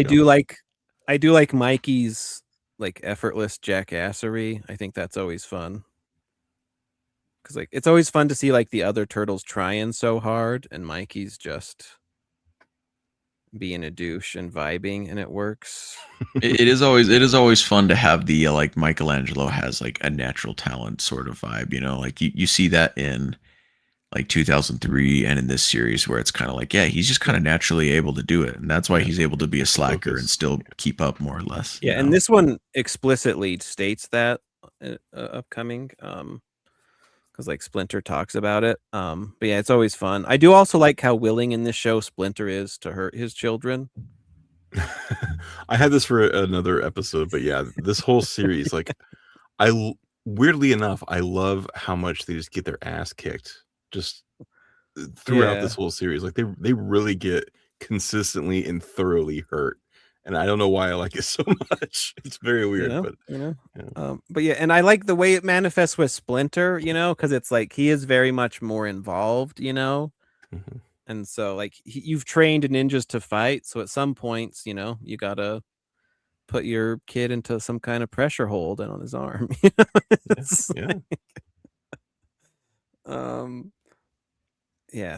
I like the monkey guy. He's really cool. It does make me wish NECA would have gotten into like more of the figures. Yeah. But yeah, like Donnie, and this is where I'm just like, I'm not sure if they were trying to go for a kid vibe. I don't know why they'd show the turtles getting so messed up. Which, it's not like the worst thing ever, but it's like a dirty freak. But look at Don. Yep, the Donatello system's working. He's got the touch. Yeah, but no, I think it's cool. I also like from like a graphic design part, whenever they do stuff like this, where it's like, and it's basically like they 2D animate it and really have fun with it. I think stuff like that is really cool. Like, and they'll do it with like comics and posters and stuff. Mm-hmm. But I did also like the horror vibes of. I did think this episode was too much for my daughter, so I did not watch this one in front of her. Mostly because this even shot here is really creepy with the needle in the brain. And the Yeah. Yeah, and that's even Well, like even- that's like even like the silhouetted eye part, bolt- because he like pulls out like what's like blood and stuff. That's where it's Mhm. again. I'm like, when it's like, oh, we made it, and I don't even know if I believe that claim. I think Mike made it, where it's like we made it CGI to appeal to kids. That was from the visual history. Yeah, The there was visual like history, some 'cause it's producer like- who, like it was from the top down. Like they didn't decide themselves. It was thrust upon them that it was going to be. Yeah, a it does CGI seem show. like kind of like a stupid corporate thing, because that Yeah. because clearly the people making the show, and they pull a lot of like 80s movies and stuff and whatnot, like their own Mhm. stuff, and like there is a lot of like horror and like body horror in it, Yeah, like the That's eye where it's like- bulging and stuff is genuinely like kind of disturbing looking. Like, again, like I Well, was I just have- like, I'm not gonna have my 2-year-old daughter actually watch this. Like, I think this will No. spook her. My nephew, I think he kind of got over it, but there was a time where it's like one time he was in school and they were talking about the eye, and Mhm. he like it like weirded him out. And he like passed out Oh god. because it like he had a thing where he would like get into his head so much. I guess it's kind of the same way people feel about like fear of needles and like entering their body or whatever. Like it freaks you out. There's stuff like that where it's like I'm not sure if they were going for like a kid thing, or like this guy where you're like seeing inside his skull and stuff, which I personally don't think it's too heavy or whatever. But yeah, there's some stuff where it's like I don't know if they did make it for kids. But yeah, like I love how they do like the comic-y stuff, and like they really just get to have fun. Mhm. I think that's so cool. Anything else for this one? No. Nah. Okay, everyone's favorite Xever, where he's throwing the knife. I do like the fights in this are really good. I really like the warehouse fight, and I distinctly remember the part where like Bradford like picks two of them up and like jumps off a platform. Oh, yeah, and he, like- crashes them through yeah, some crates and yeah. shit. It's like that's cool. That's pretty fun. I like how I do like how the purple dragons have a, and this will sound stupid or racist or whatever, but they're all like a Chinese or Asian gang or whatever, or Japanese, whatever. Cancel me, but you know what I'm talking about? Like, because in like other shows, they're like, it's always like a motley crew, and it's like this guy, he's from Norway. This guy's from Kenya. This And guy's it's like, got where did blue you hair. Yeah. Yeah, it's like, where did you assemble this group? I like that there's like a cohesion to the purple dragons. Like, You like your Mm, purple dragons mhm. racist. Yeah. I'm gonna hand you a shovel here. So why is it better that they're all of a certain racial minority exactly? That not way a, he it's can not a identify certain them more racial easily. thing. It's just that they have like a group cohesion, like it makes sense if you formed a gang in your area. Probably there's No, more people around like you. Instead, they're like, no, I've formed the world's Captain Planet gang, where it's like everyone's like, it's like, where did you get these people? Like, what the Yeah. hell? Are you like? There's just The a certain Sesame level Street of like, gang. Yeah. No, yeah, they're and, like it happens like sometimes in like IDW or 2003, where it's like it's too quirked up. It's like there's no cohesion to your gang. At least they have like the same outfits, they have tattoos, so it's not necessarily that they're Asian, but I do like that they look like they're in a group together. I do feel like a lot of I do crime like that you TV. sidestepped from what you said initially. Like, oh no, it's their dress now. It's everything, but it is fun that they're all Asian too. I like that they're all the same. I do feel like a lot of shows, to your credit, they'll be like, oh yeah, it's the Italians and the triads and the the Czechs or whatever they end up putting out there. So like, Yeah, it's just sometimes to be it's like, fair, why that is is a your trope. gang so eclectic? Like, Yeah. why you have the most like open-minded, accepting gang in the world? Right. Yeah. I have noticed though that like if you think about it, in like a lot of modern TV, usually the gangs do consist of like a certain white European country. They'll be like the Romanians or the Irishmen or Well, the I mean, Italians. That's like a that's different kind of racism, where that's like a it's a where socially they don't acceptable. they don't like Eastern Europeans, so it's like you poor Eastern Bloc countries are all dirty criminals, and Yeah, people are yeah. like, we love that kind of racism. Yeah. My favorite kind. Macroaggressions. The show has some very witty writing. We mentioned in the last episode, but this one, my favorite line was when Raph is explaining that they only speak with their fists. And Mikey's like, they also speak with their feet. And Donnie's like, that makes them bilingual. It's such a good bit. Like that there's shot, always that's a lot cool of good jokes. But yeah, like they know how to do a really cool shot. And this part I love. This is one of my favorite jokes in the whole series. The tattoo of my face on my face. Yeah. And one of the other turtles is like, they use needles, right? Like that would be like painful as shit. Yeah. God. But yeah. I love this shot too when they go like ninja mode and they go all cool. It's always way fun. And busting through the window. That's cool. Yeah. Like when they actually get to ninja it up. It's been interesting in my lifetime going from like Spider-Man the animated series where he couldn't like punch anyone to now they're just like busting through windows like it's nothing. Yeah, that's where I don't quite think like the violence rules are quite like people say, but it'd be interesting to know. Mm-hmm. But yeah, I'm pretty sure these are human foot ninjas, Spencer. I don't think they're robots yet. I do like the one guy is doing a Kamehameha in the background there. Second guy on the left. Yeah. What are you doing there, bud? Yeah. Rasengan. Yeah. Or Kamehameha. How else do we know that they're human? I didn't know. We don't. Well, because we don't know 100% for sure, but they have very specific traits when they're robots. Okay. Like the noises they make.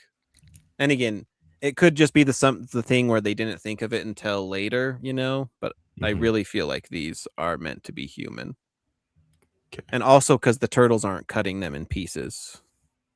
That's true. Which they certainly would be, because that's how they get around the violence too, because they're like, oh, we can cut things. And so it's like for some reason, why is it okay to slice and dice a very human looking robot, and you're like, there's no blood inside. It was okay. Like, how is that any less violent? My favorite example of that is Samurai Jack. Like, you watch like old Samurai Jack, and there'll be someone that like up until he cuts them in half, you had no idea. Right. All these giant bugs were actually robots. Yeah. Yeah. Or it'll straight up like be like a dude, and it'll just like chop him in half, and then you're just like, oh, there's gears inside. Okay. Nope.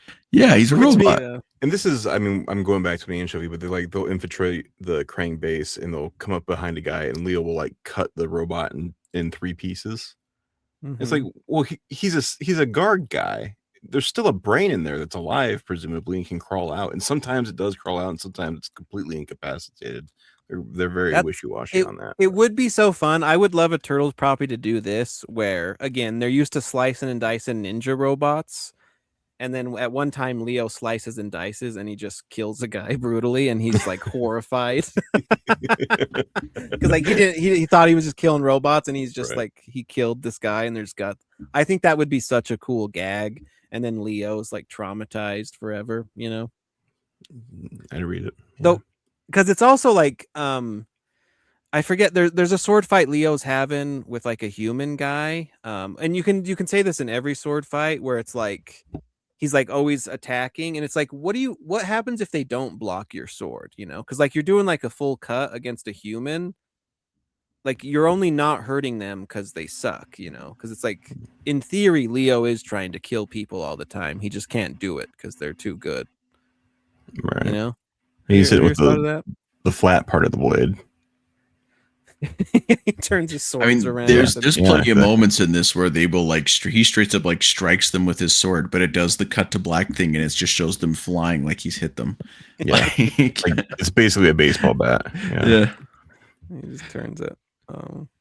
Also, have you ever thought about the fact that like Xever? You ever thought about the fact that like the whole like story in here where it's just like because they showed that guy mercy. Like, he showed them mercy, but if you think about it, if they wouldn't have showed him mercy in the first place, they never would have needed his mercy. True. Because he never would have given up their location. That's the morality, Yeah. It's a thick, sticky web of convolutions. Yeah. Okay, right, episode 3. Oh, the Gauntlet. Man, I love this episode. This is where this show starts to like gain a little bit of momentum. Yeah. Where anytime you get Shredder actually involved, that's where the show is on its best. Yeah, well, and like they do cool ninja shit. Like I love everything with the smoke bombs. Like Donnie explaining how he makes them. Mikey Yeah. getting him and just like going crazy with it. You just like there's a bunch of them. I like Donnie's like, this is incredibly labor intensive to make. Yeah, use but them, he's like- use them wisely. And Mikey's like, bam, bam. I'm gonna go to the kitchen. I'm back. Yeah, I like when he's like, I'm gonna go get Splinter, and he like drops it, and Splinter's immediately there, and he's Yeah, like, Mikey that's said so this, cool. like, That's where I like how they work in Splinter. Like Splinter, you get the sense that he's a fun dude. You know, he's not Mhm. just like a hard ass. Like at some point, he's like, that is cool as hell, Mikey. Yeah. Let's do that. I like too when he's like trying to come for April. He's like, "Can I get you some tea?" And he drops a smoke bomb. He drops another one. Shows up on the other side. We're out of tea. Can I get you some soup? He drops another- Yeah. And just the whole time Donnie's like, oh my god. Yeah, it's great. And later on, they use like bows and arrows with firecrackers. They have Yeah, with the attached to 'em. bombs on Super them for the cool. Krang. Yeah, Yeah. I love watching them do Yeah. like different shit with different ninja weapons. The fight Well, with especially- Shredder is amazing. My Mm. favorite part is when Mikey gets kicked and he's like rolling towards the edge. He starts whipping shurikens out as he's rolling away, just to kind of like, I don't even think he's even trying to like hurt the Shredder, just kind of keep his attention long enough for like Leo to close the gap. Like, it's really cool seeing them like fight as a team that way. And then he goes and meets up with Raph, and Raph distracts him while Mikey gets his arm caught up and lifts him up. Like, it's cool. It's such a good fight. I've watched this fight like 900 times. I love it. Yeah, it is really cool. That is definitely when the show, like, it'd be cool if the show could be all stuff like this or Yeah. whatever, because that would be sick. Yeah, because it's just because fun. this is my issue with the show too. Is like season 1, I can tell you like this is the good episode. Like, Yeah, I mean, I would argue there's more stuff sprinkled in, but yeah, it's definitely the episodes aren't as jam packed awesome like this Yeah. as they could be. yeah, And to me, that's where it's like, it's a shame the Turtles are a corporate property, because it's like, unless they truly give someone freedom to go wild all the time, like, you'll never get like 100% series of stuff like that, right. even probably not even in the comics, because they're like, oh, there's the corporate property boxes you got to check, Mhm. So it'd be Well, fun to including, like- see like a show like, sorry, go on. I was gonna say, including like they have to do 26 episodes. Like you got to have something every week. Yeah, for sure. And that's where like you get, also it's like you got to sell toys, so they're like, Yeah, here's this freaking guy. But yeah, it'd be interesting to see if they could do this and like just go nuts with it. Like almost if they made like, and again, I haven't watched Invincible really, but if you did like a Turtles Invincible or something where it's just like Robert Kirkman doing what he wants to do. yeah. I would love for that to happen someday. Yeah, I would love for like an anime, like for them to Invincible, like the IDW series, basically just like make an animated version of it, but like, learn a little bit from like what the comic and just kind of like tweak it, to like just like perfect it, make it, Yeah. better, and figure out which parts of the story to like truncate or expand on, and just kind of adapt it. It would be really cool. Yeah. I do also really like Dog Pound and Fish Face. I love like duo mutants enemies that they get throughout TMNT. I think these two are a little underrated. Oh, when they pair up and they're like Yeah. reluctant friends, even though they hate I each just mean other. like there's so many like pairs of evil mutants. There's Bebop, Rocksteady, Toka Razor, Fish Face, Dog Pound, Koya, yeah. Bludgeon. Like I like a good duo of enemies. Yeah, it's fun when they have the pair. Yeah. I love this Pigeon Pete design because he's both like lovable and goofy and absolutely horrific and disgusting, It's the eyes for me, and like the eyelid goes all the way out to blink, and comes back. It's so gross. I do like that they kept like that's one other thing I like about this show is like, in most cases, getting mutated isn't like a cool thing because a lot of people end up like horrible freakos. It's like, and they even kind of, I mean, I guess Fish Face gets a pretty raw end of the deal, Yeah. Dog Pound ends up pretty well, not the second time, but I do like even this, like it's kind of a horrific scene, and I'm 100% I think they were referencing RoboCop, where the guy like gets hit by the van or whatever, in the alley, like, or it's like been years, I couldn't tell you. They go to like the abandoned car plant, and like the bald guy, he gets mutated, but he slowly like melts in like the radioactive ooze. Okay. And so like as these guys are crawling out of the horror, there's that kind of horrificness. But I do like generally like, because some mutants turn out cool, but I do how like how there's like a lot of the mutants when they get mutated, like congratulations, you're Pigeon Pete. Yeah, welcome to hell. Like, like it really sells the fact that it is a threat if they like unleash this upon the city, because it's not like, oh, you just got cool superpowers and now you're Kolya and you're a cool, or Koya, you're a cool bird thing. It's like, no, you're a lumpy pigeon freak with weird eyes. You mutated nipples and now you need pants. Yeah. Like, it's just fun. And I like, they do the horror elements where he's like chasing April down. That's where like, I don't know, this show is, they do have a lot of fun with it sometimes. Yeah. But it's also like nobody in the city gives a shit. Right, broad daylight, woman running down the middle of the street from a mutant pigeon. No one gives a shit. Yeah. But no, yeah, I enjoyed this episode quite a bit too. Yeah. Just funds all around. Oh, the one anchovy again, like Shredder cuts the thing off the end. Donnie, or I think it's Leo in this one, he cuts the water. That's not how, you can't do that. He would just have messed up his claws. They'd be all bent and mangled. I think you're just gonna have to let go of this grievance, Cody, and just accept it as a part of ninja. Again, I want to see one scene ninja where, stuff. and you can say it works for Wolverine because he has like adamantium claws, but I want to see where Shredder tries to cut something like that and his arm gets stuck, and it's like he has to like yank his gauntlets out, and then his like blades are all mangled and he can't use them. And it's like, yeah, you can't just cut through layers of metal. That would be great. If they ever put me in charge, that's the first thing I'm doing. All right. Oh, that's such a good shot. The four of them in shadow, all red. Like, yeah, whenever they do cool stuff like that, like they have a lot of. If this show could just be all this, hell yeah. Yeah. Or let them do it as a comic, But because why can't they just toss these people comics and just be like, make it exactly how you want to? What's the harm? Yeah.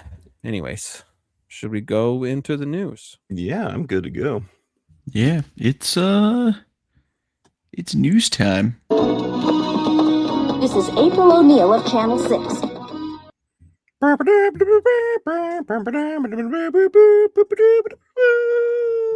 It's news time is the worst catchphrase, by the way. Spencer, it's news time tonight. In comic book news this week, Saturday Morning Adventures issue number 40 is going to be hitting the shelves of a comic book shop near you. Unless they don't order it, then you got to make sure you go in and put on a hold list or ask for them to special order it so that you can get your copy.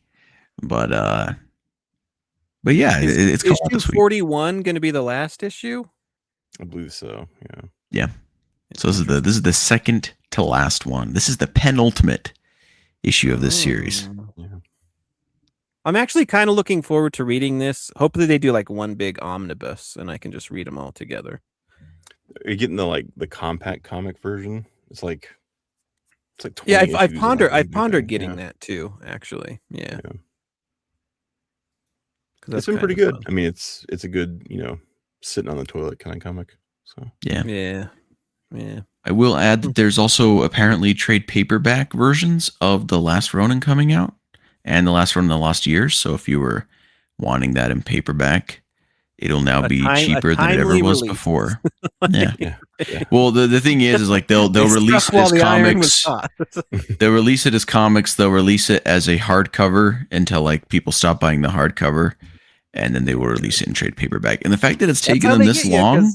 I'm brain broken enough. There is some appeal. You're like, a easier to read version, and it's just like, what are you doing?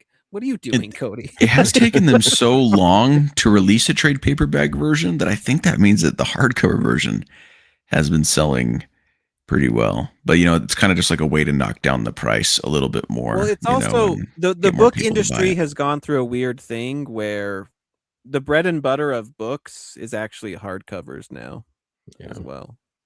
Because it's like they've phased out paperback, like mass market paperbacks and whatnot. Mhm. And like the way a lot of authors are making their money now is hardcovers as like kind of like a boutique thing. So it's probably also part of that, just the way publishing has turned. Yeah, well, I mean, because Very even fascinating. publishing, it's more of you're making a collector's item. Like you're making Yeah. something for someone to display on their shelf more so than Well, actually read it. Boutique. Yeah. Speaking of which, bam. Yeah, facsimile of issue number 1 of the original Ninja Turtles Finally. series. I have a chance to own issue number 1. I've waited at least since last year where I bought a version of issue number 1. I went through one time and I think I own this book like literally 10 times over. Like I think the most recent one was the Best of Shredder had it reprinted in there.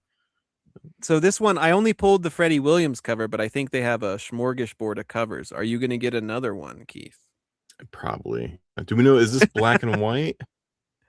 I believe so. Yeah, I believe it's the facsimile, so I think it's not, I don't think it's the whole like, because what is it, last year they were like, we found the original plates and we did that, which wouldn't that be more of a facsimile than this facsimile? Who knows? We have multiple facsimiles. Explain it, comic book guy. I wish Spencer. I wish I knew. The only facsimile I own is a Police Comics number 1. Isn't facsimile that it should include like the original ads and letters and like the whole shebang? I don't obviously on this one it's issue 1, so there won't be letters, but isn't the goal of a facsimile that it's like exactly the experience other than the covers, obviously, but I think it's missing the ads. I know the facsimile I have of Police Comics number 1 also has the cover. I don't think it actually has the ads in there. I can go grab it. I guess it is behind me. Like I have like whole box, like DC's like Green Lantern reprints and Superman reprints and stuff. Yeah, and some of them do have the ads in them.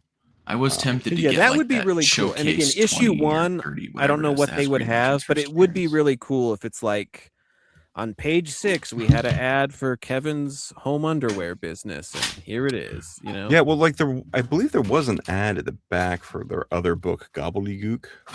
So yeah, that'd be cool. Maybe a letters thing in the front.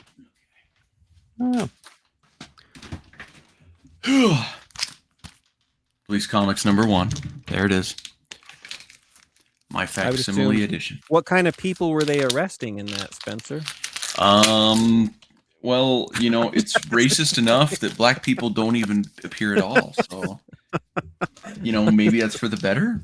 This time period, what's on the back of that one? We can see on the back right away. It seems something. On the back you've got train your so it does have active sports. Yeah, reading it backwards. That's the you got kind Fire. Of this is the first appearance of Firebrand, Plastic Man, Human Bomb, and Phantom Lady in this issue, which is why I got it.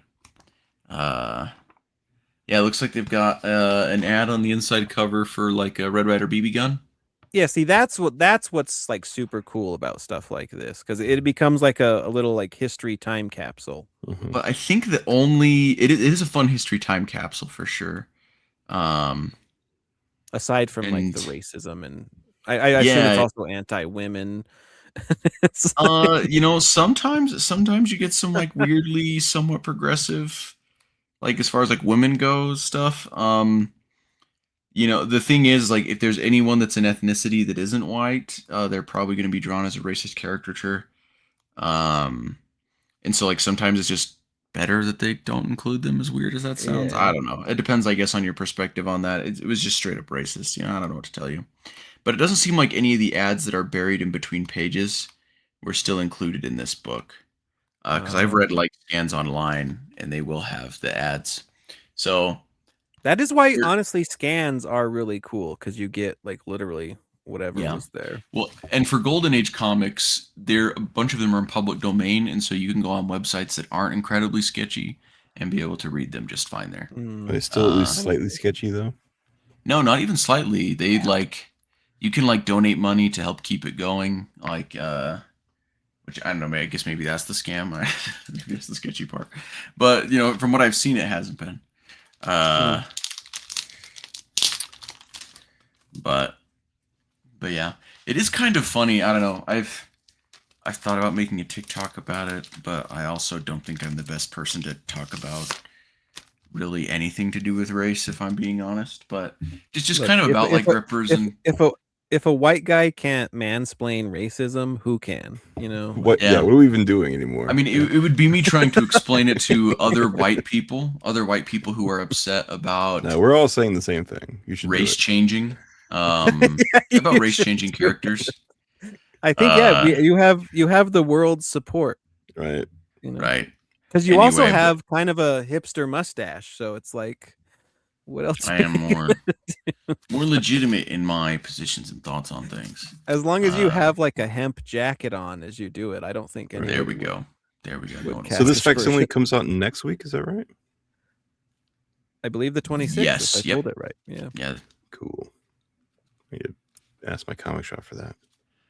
But anyway, yeah, this one is like a retailer incentive something or special retailer one. I don't know.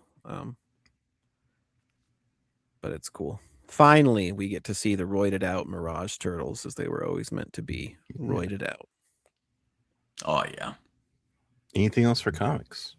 That's it. Cool. In video games, those of you who enjoyed Splintered Fate, there's some new DLC that dropped this week. It's the King's Gambit update. There's like a free bit and a DLC bit. So the DLC bit is a new character Slash, and a separate DLC for a samurai armor pack for all the characters. It's just a skin for all the characters that they look like samurais. Free for all players is like the end of the game. There's like a new portal where you can fight the big boss, who you might know if you have read the comic that tied into this 3 years ago. They've also done some retuning, added pepperoni into the layer. I think I just talked to him and he like rolled over and acted cute, and yeah, that was it. So get out there, play it. I like the game. I've played it several times already. Slash is pretty cool. He's a big tank guy. It's really neat. So is it pretty quick to get to the final boss, to Rat King? I haven't played that part yet. I did one or two quick runs with Slash, and that's all I had time for. So okay. I just went through the main game. I didn't realize there's like a separate portal. Like normally you run into the sewer kind of down and to the right, and if you go up and to the right, there's a portal up there, but there's not like a reticle pointing to it like there is everything else in the layer for some stupid reason. So I just the other day was like, oh wait, there it is. So yeah. Yeah. So there you go. It's currently on sale, $14.10 on Xbox. If you get the platinum edition. So like I don't know what the costs are if you like want to add stuff on, but you can get the whole kit and caboodle for like $14 across different platforms. That's a good deal, because it was like $10 total for both the DLCs. So getting everything for 15 is a great deal. Yeah, and I like you can see Metalhead in his samurai armor, which is funny. The Casey one's amazing. I love that one. Yeah, he's like a Buki guy. Yeah, it's pretty cool. Yeah, so the platinum edition is the base game, all the character DLC, and the armor pack. So yeah, I mean honestly, $15. Credit to them. I think it's a little crazy keeping the game going for 3 years. I've oft joked like, you've stretched the hype cycle too thin, but if you're going to drop it and like do a heavy discount, that is pretty dang cool. So yeah, well done.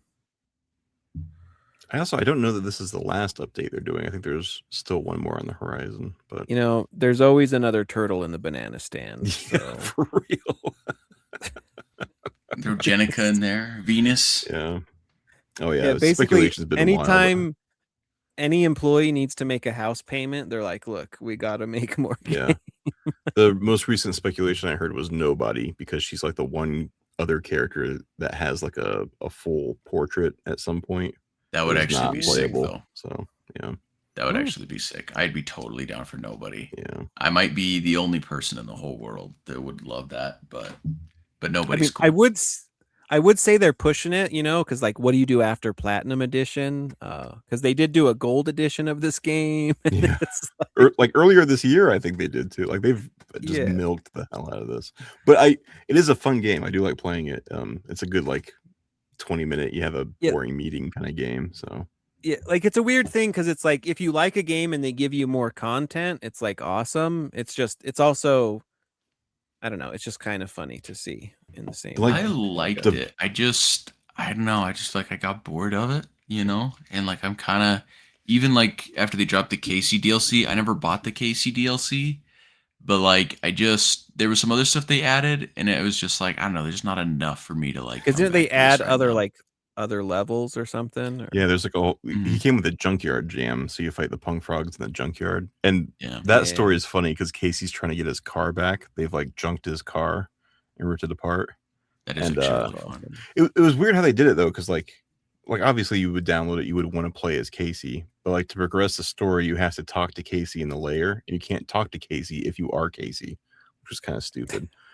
At one point, like I think Rasputin's like, Casey, keep coming back here. Don't you have someplace to be? He's like, yeah, but how am I going to get there? Y'all junked my car. It's hilarious. That's funny. Yeah. I don't think I ever got past like Karai. Oh man, really? This game.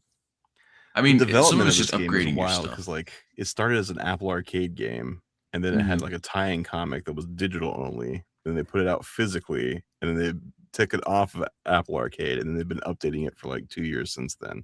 It's really wild. Was it ever a full comic? I feel like you only got a few pages of the comic, and then like the printed had more or something. Yeah, the printed had like it's not the entire story. It's kind of like a prelude to it. But yeah, the printed version was longer than the digital version. It was like twice as long. Yeah. And told more of the story, which is weird. I guess my problem with the whole thing is like, even though it's like cool because they're like, we're giving you more stuff, it always gives you the vibe like I'm missing out on something. Mm-hmm. Like you have something that you didn't give me that you've held out. Yeah, absolutely. I get it. But yeah, no, it's pretty cool. It's right on. I think that's all for video games. Yeah. All right. Good. We go on. Mondo has fully revealed their shredder. 1/6 scale. It's $265 plus shipping. So you're probably at least like $290, $300 in the hole. It's a cool shredder. Look, you even get like the little mini shredder guy. Yeah, the little mini mutant shredder. I like the way they did his clothes, because a lot of times clothes on action figures looks like they're wearing dumb pajamas, but there's enough like style and like cuts to it. It looks like a real thing somebody could wear. 12 inches. You can also take his shirt off if you're into that. You know, I am looking forward to your review when you take his pants off, frankly. And if you don't, right, you can see what he's packing. Mm-hmm. But yeah, the little mutant guy. Do you think that means that they're going to release the 2 other mutant shredders? I mean, they've got the little mini mutant shredder. I mean, it's possible. I would probably say no. Probably not, yeah. But you know, if they do another villain, maybe they could throw him in. And the you get a Krang communicator and Krang, because the backstory to this shredder is after Secret of the Use, because this is their continuation or their imagining of how the movies would continue. Because each do I have a picture of the box here? Hold on, I'm gonna skip. Why do they have so many? Ben Bishop's doing the artwork, and I believe the comic, like the box opens to like a flap of the comic. It's like a 2-page comic, but the backstory is that like after Secret of the Use, Shredder is like dying or whatever's happening to him, and Krang scoops him up and heals him, and is like, yeah, we're gonna get those turtles, and so that's why you see him with like the communicator and talking with Krang and whatnot, because that's how they work it in, which I think is a cool way to do it. Like, I think it's a super. Yeah, he looks fantastic. The mini Krang is mini Shredder is a weird addition to me. I wonder if that's explained in the comic or whatever. But I mean, yeah, I would assume like Krang. He's like, and here's a clone. I don't know. Yeah. Who knows? He had to like suck the super out of him, the super shredder that made him super shredder, and the leftover essence created little tiny ripped shredder. Tiny Jack Shredder. Yeah, mini me. Yeah. You know, he's got. I don't think mini me running around. I don't think that articulates, but I think it's cool. Yeah, like me and Keith were talking. Like, it doesn't seem like anybody's ever done like a hologram Krang. It's kind of a bold new idea, but yeah, I don't think you can take. I mean, you probably can take the pants off, but you'll be taking the pants off, sir. Thank you. I don't assume they sculpted a wiener. But maybe they care about. I just want to see like what Ken doll parts he has down there. I just want them to have a label down there that says pervert. Just to shame you. Just like a black square. That'd be cool. Like you open it and it's like on like the tags you have like a shirt that has like the ink tag. Mm-hmm. Like you pull the pants down and the ink explodes, and it's like you shouldn't have done that. Well, yeah, and so he's like taller than the turtles. So I don't know, really cool. Kind of a fun mix. They're having their cake and eating it too, with like the cartoon goofiness that they like. But no, really. So awesome. is Mondo still making stuff into 2027 then? Or are they trying to square it all out before? So apparently, because the license shenanigans with TMNT is changing. But apparently Mondo's deal is they were given like a 2-year time span that had approved by Paramount. So that it started 2026 or whatever, and it goes through 2027. So they have a bunch more figures, but apparently it's just that 2-year block that they locked down. And then after that, if they want to make more, they have to go back to Paramount and convince them again. Interesting. Or whatever. Okay. But yeah, that's it for toys. Still kind of sparse because people don't reveal stuff after like San Diego Comic-Con and whatnot so often. But yeah. But you can get like if you want a cool you can get TMNT melts, like little things to put on your phone. I super glued mine on there, so now it's on the case though, so I could take it off at any moment. But it's like neato. That's very cool. I have very early memories of getting one of those from like an ice cream truck. I think it was and Leo breaking your teeth on a frozen gumball. I do. Yeah, we were moving we were moving bases, and we're in the like temporary base housing. I remember that part. I think it was the blue one with the red eyes, blue Leonardo with the red eyes. I believe. Yeah. You can see him. He's kind of little, but it's cool. They're like $5 at Target.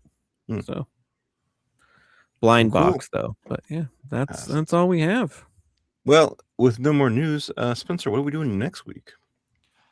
Next week, we're going to jump back into IDW. We're going to be reading the next 4 issues in the hardcover collection, which should be 7 and 8, and the Leonardo micro issue, as well as the Donatello one. Awesome. Not in that order, but we will be reading them. That's why, again, the hardcovers, I wish they would have done compendiums of the hardcovers and kept it, That really is the way to read it. Because they're doing the compendiums where it's like just strictly issues 1 through 150 into 3 books. So if they would have done everything, it's maybe like 6 books. There's just too much missing. There's just too much missing. Like think about it. Secret History of the Foot isn't in that compendium. No, yeah, like because I got the compendium and it's really fun to read through it, but you forget how much. Like, you don't get the Raph issue with Alopex. You don't get Mikey's heist. So it's like there's all this stuff that's just not there. And so it's like, like they technically talk about it and they'll say like, you should read this. And it's like, when you have a giant book and it's like, that's what kind of irks me about comics. Like if I'm buying a book that's like 4 inches thick, put it all in there. You know, if you make it another like what do I? You've already got me, and they're like, oh, you need additional material. It's like nah. But yeah, definitely get the IDW collection. That is the answer. Teenage Mutant Ninja Turtles, the IDW collection. That's the only way to read it. Yeah, because they're doing out there. I don't know if they've released all the paperbacks yet. They're probably in like the teens at this point of them, but I still think the hardcovers. I think the hardcovers are still in print, right? Mm-hmm. I think the last time I checked, they were. Because I think in the back of one of the new issues I got, actually, they had the ad for all the hardcovers, and they're like $60 or something. Usually you can get them like half off many places, but it's the way to go. Yeah, for sure. Yeah. Well, folks, thanks for listening. You can find us wherever podcasts are sold. We appreciate any comments that you can leave for us. Best way, of course, to get in contact with us is to leave a 5-star review with your questions, and we'll answer them on air. You can leave reviews on YouTube too, on YouTube comments. Yeah, in the comments. I mean, let us know how much you love the show. You know, let us know what you liked. Go ahead and be the peanut gallery. You know, we don't care. We don't care. I do love reading the YouTube comments, and also I think our Discord is linked somewhere in there. We have a lot of good conversation there too. So yeah, we've had some great conversation in our Discord this week. It's been fun. It's been fun. All right, that's our show this week. Thank you again so much for listening, and until next time, cowabunga dudes. Certified turtlefied. Booyakasha. That's it. That's the freaking, I don't have the outro pulled up. There we go.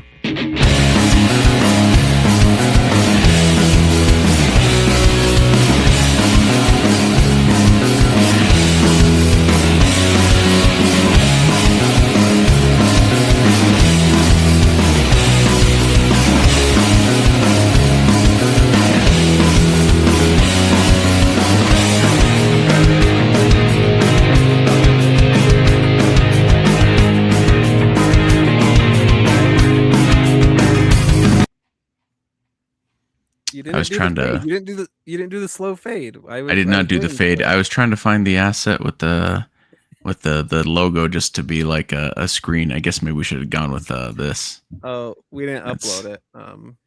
Yeah. I was watching for. I was eager to see the sound volume slowly go down as you effortlessly faded it, and faded it. Yeah, my bad. I messed it up. It's over. You've disappointed us and shamed your family once again. Your bloodline is weak, and so are you.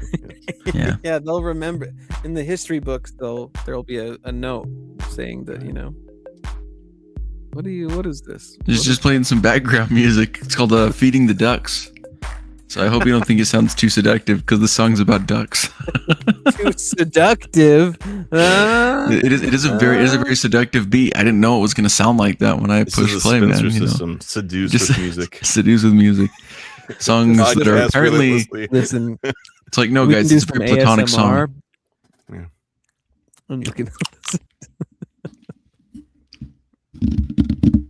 God, I hate that noise. Thank you so much.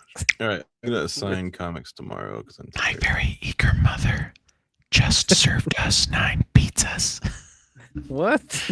What the hell? It's an old what's the word? Mnemonic for remembering the planets of the solar system. Earlier you had the oiled naked thing, and now you're talking about pizza mothers. What's going on in your life, Spencer? M is for Mercury, V is for Venus, E is for Earth. My very eager mother, M Mars, just Jupiter, served. Just served. S is Saturn. There you go. Served us, Uranus. Who 9, Uranus? Neptune, and then pizza's Pluto, but Pluto's not a planet anymore. So I guess my very eager mother just served us 9 now. 9 what? It's a mystery. With non. It's a mystery. Just served us non. There we go. The noodles. My very eager mother just served us non. Don't. Jail. Straight to jail. I can't do it. ASMR does not. Pop. or whatever part of the brain. It's better when it's not Spencer. Popping bubble wrap. Even no, I've heard other stuff like Believe it or not, it'll come up. I'm like, oh Jesus Christ! Like if it's someone you're attracted to, it's way better than when it's your jackass friend talking about his mother. It's all the content also helps. Yeah. Hey, there's got to at least be one listener out there that's got like maybe kind of like it's probably doing something for someone out there. Yeah. Let us know in the comments if it did something for you. My least favorite is like women eating chips, but like not eating the whole chip and it's like falling out of their mouth and shit. I'm deleting. No, TikToks. get a can of Pringles. Get a can of Pringles. A pile of chips. Pringles. Get a can of Pringles. Lay's, put the whole Pringle in your mouth and just do the, Yeah, Look, that's basically what it is. Yeah. Look. If y'all are still out here eating Pringles, you're fools. Lay's stacks are better. Okay, fine. Lay's stacks. The Pringles are the original like chip in a can. I don't know what to tell you. I love talking Pringles about are Cody like because it eating doesn't matter stale what we're tissue talking paper. about. He's always taking a stand for the opposite. Look, Lay's stacks are better. Pringles are too thin. They're thin and crappy. So All right. Multiple of them. Yeah, you just shove them all in your mouth at once. Then you're aware of multiple crappy chips. What I like But about Lay's Pringles stack- is because they're thin and brittle, I can put them in my mouth and then crush them up into the roof of my mouth with my tongue. Yeah. You can do that Or with like Lay's just when you- stack. I don't know what it You is. can intentionally just like kind of cave your mouth and just make like the most satisfying, loudest crunch you can with them. Yeah. But you can probably do the same with a Lay's. I don't think it makes a difference. But I don't think I've even seen a Look, Lay's stacker. And people say Pringles have better flavors. That may be the case, but the chip, the core food that you're eating, is terrible on Pringles. Lay's stacks are superior. the thing is like, right, if They're right next to Pringles, Keith. Just grab a Lay's stacks and we're tell me. talking about things coming in tubes here. All right, I up you tennis balls. Just you shove the whole tennis ball Lay's in your stacks mouth. come in tubes as well. And I know. I'm being Plastic tubes. Actually, absurd, Lay's I guess. stacks come in better tubes. They're much more pleasing tubes. Are they? No, because Lay's stacks have like the lip at the top, right? Yeah, So when yeah. you put your hand in, you rip your skin getting it out on that plastic. Get a thicker skin, you weak-skinned fool. I just have such meaty mitts. I can't get into them. Ooh. But you're saying your whole hand fits in a Pringles can? Yeah. I don't Just do believe. this. I don't Better believe than a Lay's does. Better than just a Lay's stacks can. The weird I'm oval gonna need- can. I'll pay Not to you to buy mention- both and film you inserting your hand. Lay's, since the can is plastic, you're probably getting microplastics in your chips True. versus I hope- Pringles. Versus Pringles probably have Pringles. plastics too. Chips. How else am I Okay. being? I'm getting out gonna- of here. That's driving me fucking nuts. I'll become. See y'all later. I'll become Bye a forever. plastic man. Bye, dude. See. You didn't even stop recording. I could leave and you're still recording. Oh yeah. Just bye. See you.